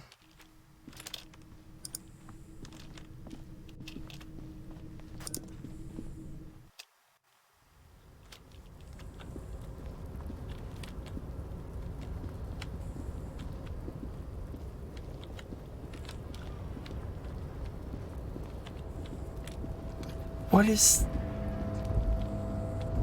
A tarpaulin cloak with possible RCM markings is still caught on the railing. I think the cloak is mine. Should I go for it? Jump? Cloak? I do think it's yours, yes. As to whether you should go for it... He looks over the ledge at the cold pavement below. It doesn't seem too dangerous. 2 meter stops. Whenever you're ready to do it, I'll be right behind you. Okay, so... Then my only option left is to be racist. That fucking sucks. If I wanted to be racist, I could have just done that hours ago. I don't know how else to get XP. Like, obviously doing quest stuff, but...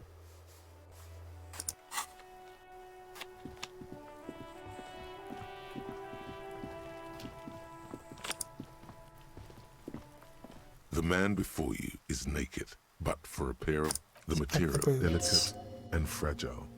They feel these are clearly not boots. They're armor. Indeed. Ceramic plate under the heel. Fair weather. Fair weather model T500 VE. I'm guessing that's... A small... It's anything... thing like the scales of some ancient white monster. The cadaver slow... Okay. Remove the boots.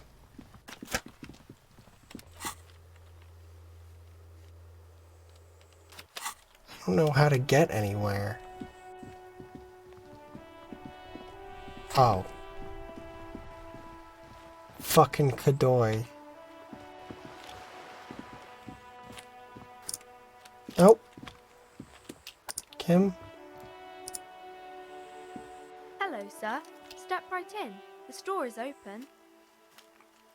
A young girl with chubby red cheeks waves at you, smiling. Her nose is also red from the cold.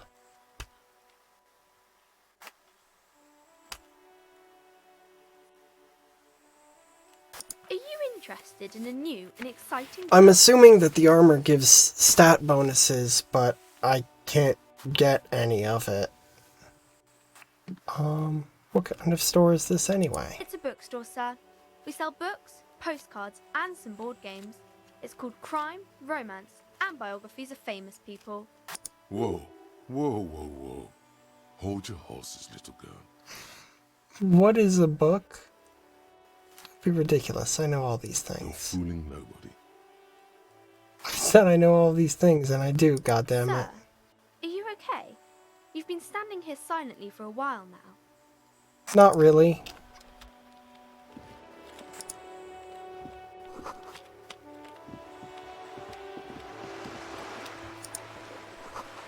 Unoperated viewers banged up, inoperable. Spirited chirps and clicks of swallows fill the air. Have you no shame? Whining about your back every time you bring out the measuring tape. René, you're a man with a fork in a world of soup. Please, let's just try to enjoy the game, alright? The other one is eating a big sandwich. I'm trying to, but you keep breaking my concentration. You're old. I can see that. We're both old. Now stop grabbing your ass like it's a girl. These manly men are playing balls. This is a ball game. Grab a ball and play it. Don't ask questions. Shoot first. Ask questions never. Alright, I got this. Ball time. That's the spirit. Don't even waste your breath asking about the game. They wouldn't know anyway. They're way past their prime. Grab the ball and show them how it's done.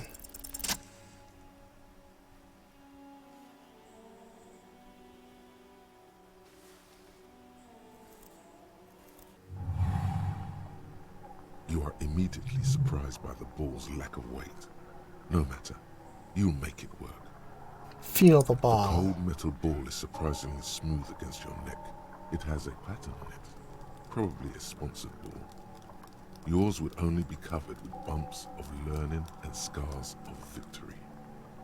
Already your muscles are adjusting to the weight, the nervous system calibrating, until you and the ball have merged into a single entity. The man ball is ready. Take in the surroundings. A chilly breeze ruffles your hair as you stand there, feet firmly planted. All sounds, smells, even the wind, everything fades until the only thing left is the union of man and ball. There is time for a last glance inward. Who am I? An embodiment of pure motion. A fine-tuned locomotor running at maximum efficiency. Some would still say you're a cop, but I guess we're beyond that now. The inertia can be contained no more than a bullet leaving a gun. Let go. Be the bullet.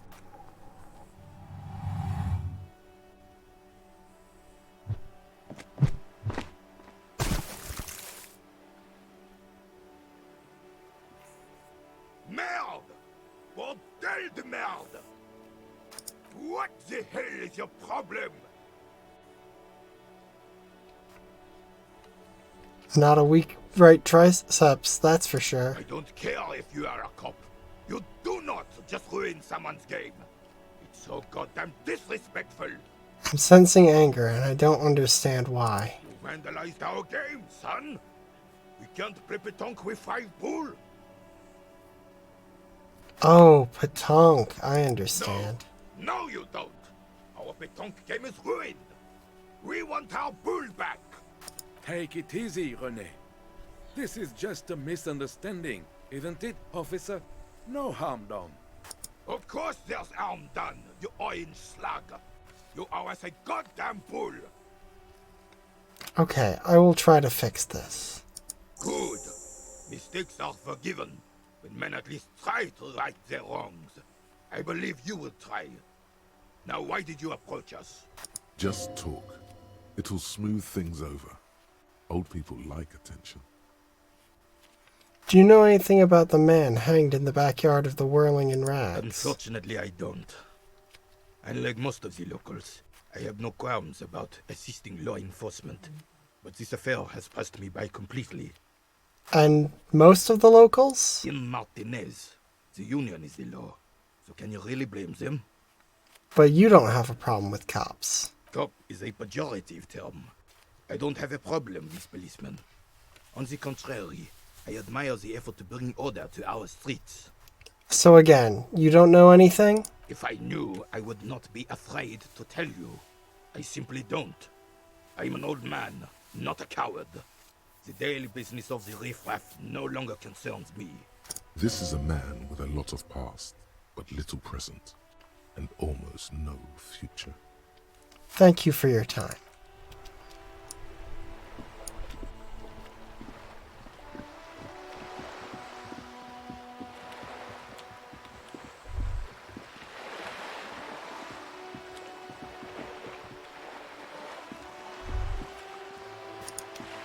Hear the distant squall of seabirds.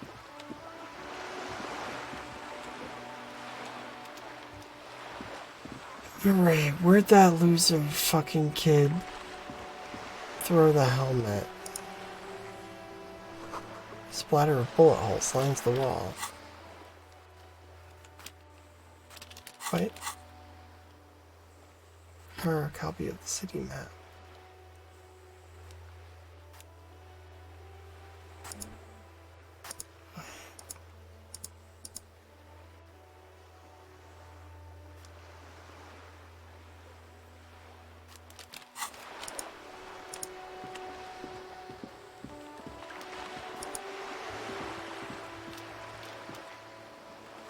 Okay. That guy has nothing to say.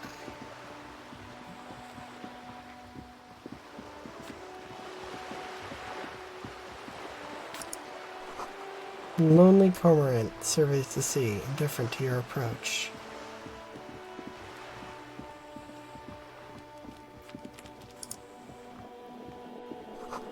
Inside, the frame of a motorcycle in repair and the tools used to disassemble it.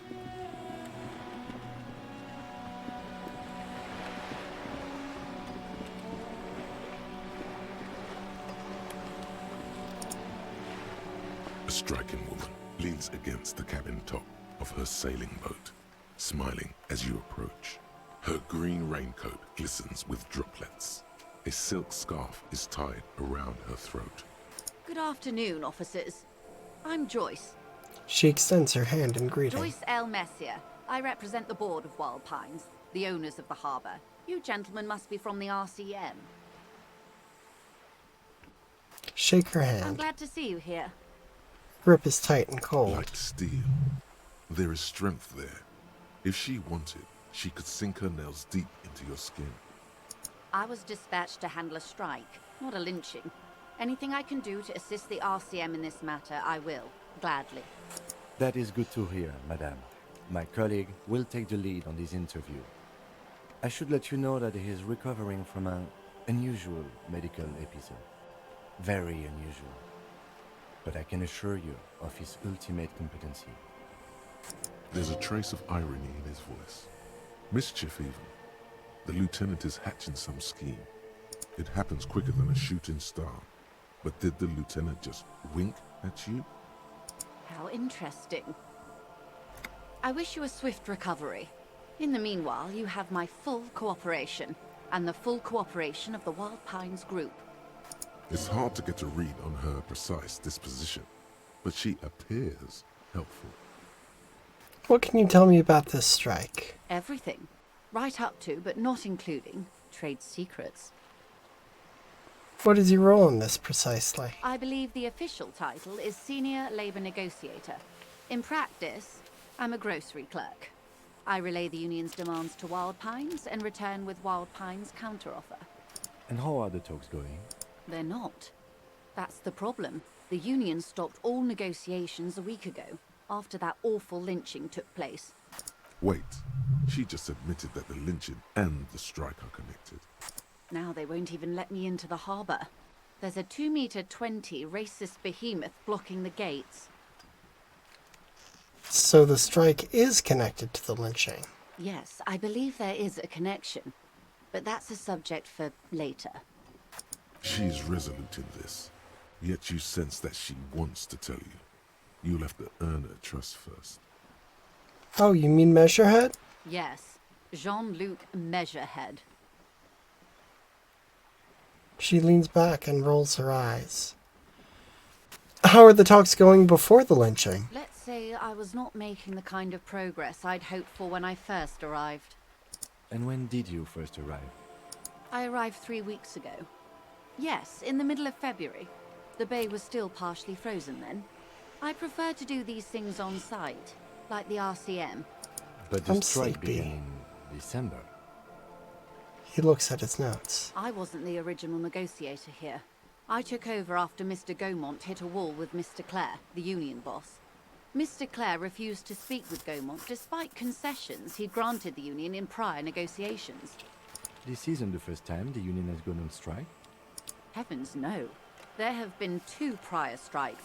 Both times the union won significant concessions, including overtime pay and a medical plan. This time their demands are more, I guess you could say, aggressive.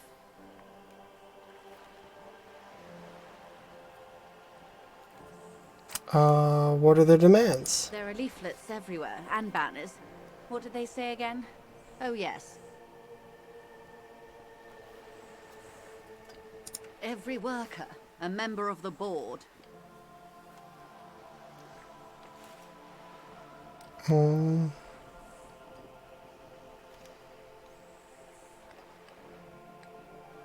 Sorry, I'm checking my phone. Things happening. I don't know what to think about that. Fortunately, they explained it. Every time the Wild Pines group makes a decision about anything, it needs the signature of each of the 2,200 workers in its Martinez terminal. Just so you understand, this is but one of 22 terminals owned by Wild Pines. Essentially, not only are they kings of the company, they are also kings of the 72,000 employees of Wild Pines Group.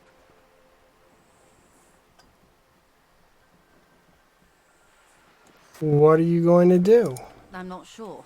Naturally, I assume that was just their opening position. A hard-nosed tactic with a side of mockery.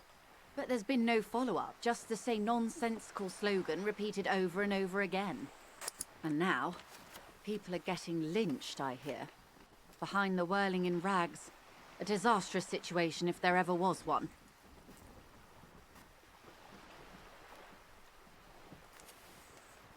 Excuse me, from whom did you hear about this lynching? I first heard it from the bowyer at the gates.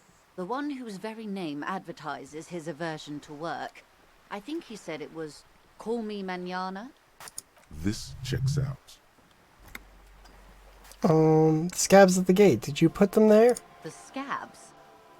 You mean the huddled masses of Jamrog, come to plead for work where the union refuses to? Don't let her answer it herself. Let's call them strikebreakers. You put them there, right? If these strikebreakers were organized by Wild Pines or its affiliates, then it would be a company secret. I could not share it with you. Not yet, at least. It's implied. She's open to discussing this matter with you at a later occasion. That's all I need here. Let's change Of the course. topic. How else can I help?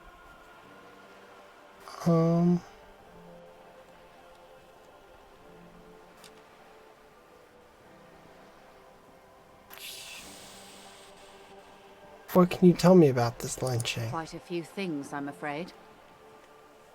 She falls silent for a moment, contemplating The something. information I'm to share with you includes sensitive trade secrets. For the sake of my employer, I have to ask for your names and badge numbers. Of course, ma'am. We should have introduced ourselves. I am Lieutenant Kitsuragi from Precinct 57, and this is my colleague from Precinct 41. I'm afraid he doesn't have his badge at the moment. I hope mine will suffice. How curious. Why is that, Detective? Awkwardness washes over the conversation. The woman doesn't like this turn of events. Remember when my partner told you I'd recently suffered from an unusual medical episode? I lost my lost badge is related to it. I see. So, are you saying you lost your badge during the course of this episode? I could have eaten it for all I know. I don't remember anything. This world, this city, nothing. Oh dear. Some kind of encephalopathic amnesia. I don't even know how to respond. I do believe you, naive as that may sound. I simply can't imagine what you gain by faking such a condition. As I said, ma'am, his technique may be very unconventional, but he is an officer of the RCM. Of course, I sympathize, but I'm afraid I simply can't share anything more until I've seen that badge. Hang on. She's a professional negotiator. She should be open to some sort of mutually beneficial arrangement. How do I negotiate my way out of this? She's a negotiator. Just float a favor at her. Insinuate. Surely there's some other way to demonstrate our law enforcement credentials. I will be frank with you. If I'm going to break protocol, I need to be able to justify it to my superiors. They're going to want to see something very tangible. You're in, but expect her to drive a hard bargain. Like what? Reports from inside Terminal B suggest it's a hub for the local drug trade. This is an open secret in Martinez. The Union controls the terminal, so it goes to reason. They're profiting from this trade. The company has tried looking into this matter before, to no avail. Perhaps someone with your authority and resources might turn over the right stones.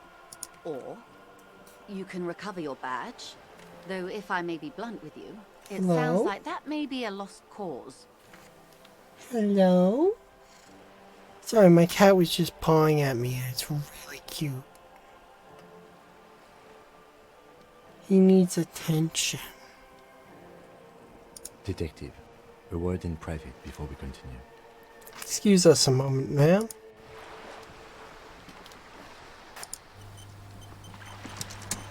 is not going quite as I hoped it would, Detective. How did you hope it would go? Honestly, I was expecting you to use your unorthodox technique to keep her off balance, and not volunteer us to be her henchmen. Really? I thought it was going so well. This woman is running circles around us. She might have known about your misplaced badge all along, or she's simply an adept improviser. Either way, we've played straight into her hands. He doesn't let it show, but there is a limit to how much the consequences of your unprofessional behavior can cost the investigation. I'm sorry for putting us in this situation. I'll handle it. I'm sure you will, Detective. What do you propose? That we don't investigate the drug trafficking? No. If there is reasonable suspicion, we must investigate. Otherwise, she could claim we are siding with the Union, or that we are on their take. We'd never hear the end of it. What I propose is, we ask her, then we investigate, briefly. But do not share the outcome of this investigation with her. We tell her it's done, and demand for her information on the lynching. Let's get back to her then.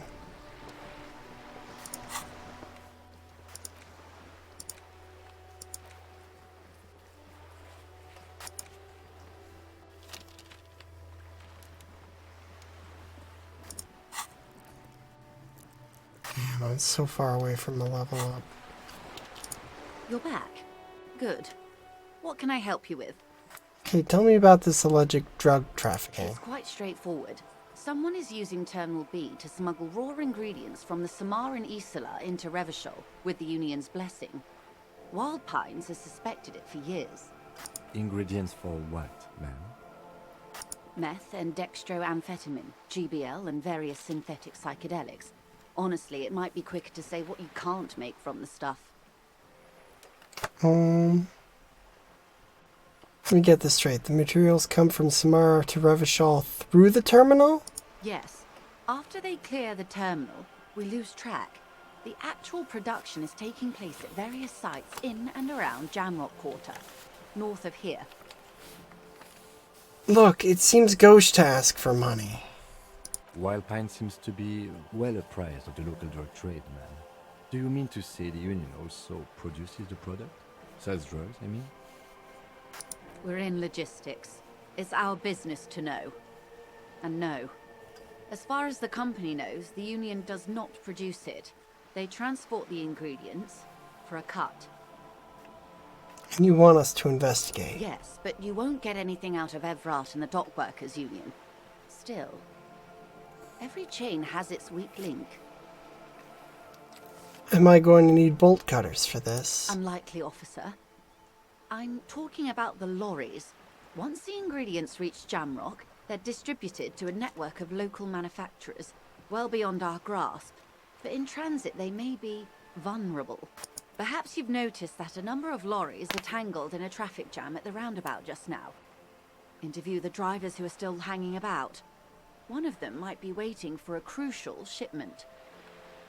She gives you a knowing look. Her irises are light green, like the river Esperance in bright daylight, upstream where it's clearer. I'll be explicit. If you find this driver, I will share company secrets with you. Why didn't you come to the RCM earlier? We did. On more than one occasion. Apparently, there's some sort of inter-precinct disagreement about whose jurisdiction this area falls under. We know the company has launched its own probe into the Union's alleged involvement. We also know it's come up empty. It's not just the RCM. No one's been able to find any hard evidence. Well, here's your chance, officers.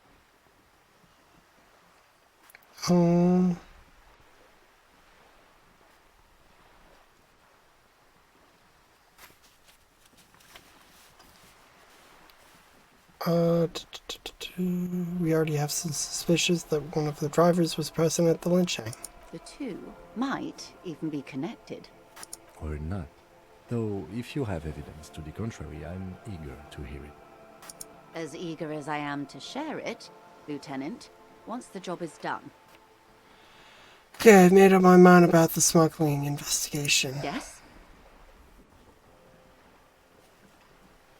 We'll take the case, probe the drivers, and see what it yields. Excellent. According to my reports, there are at least 3 lorry drivers lingering near the roundabout. Hopefully one of them will know something. It may come to nothing, or it may just blow the case wide open.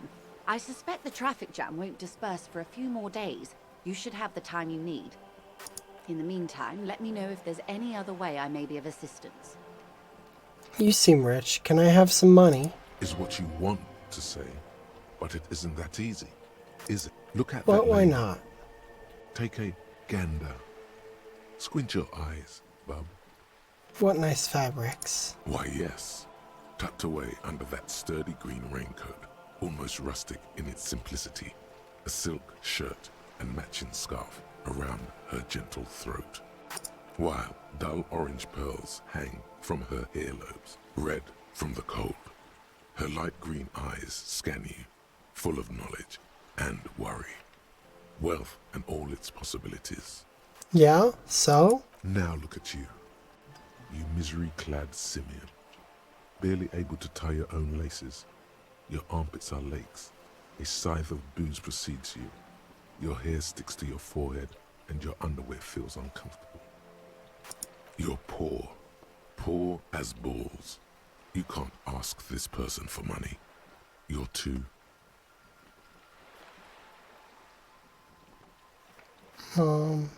Yes, I should make my own goddamn money by now. Maybe you could ask her for some stock tips. That's a maybe. Or a job. But you're sure as hell too ashamed to ask for cash, buddy. Oh God, the lieutenant is here too. Do not dishonor the force. As I was saying, if there's any way I may be of assistance, please don't hesitate to ask. Thank you, that's all for now. Of course, Detective. Take care. Lonesome, long way home. Here we go. Home awaits. Walk past Station 41 and through the market, past the Boogie Street spearhead, to the other side of the lake, the frozen eye at the center of the district. Then, past the video rental store on the corner. There, at the end of a street lined with pine trees, a small house no larger than a matchbox. 11 Voyager Road. You no longer live there. Those times are gone. And so are those people. Why did you come here? Why are you still here? And where's the dealer? You have to get back to work. That's all you have now. Okay.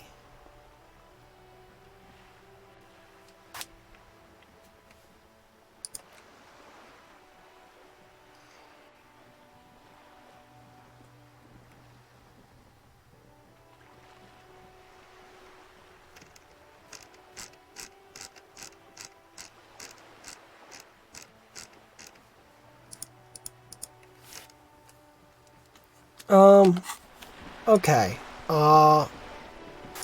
I'm going to call the stream now, which involves saving.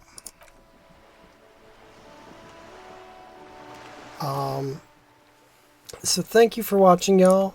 I love you very much. I'll see you next time. Remember, Black Lives Matter, defund the police. And doesn't look like there's anyone I follow that's streaming right now. So, no raid. Go watch someone cool. I'm sure someone is streaming that's cool. But yeah. See you next time. Baba Booey. How dare you Baba Booey me at the end of my own stream. Later.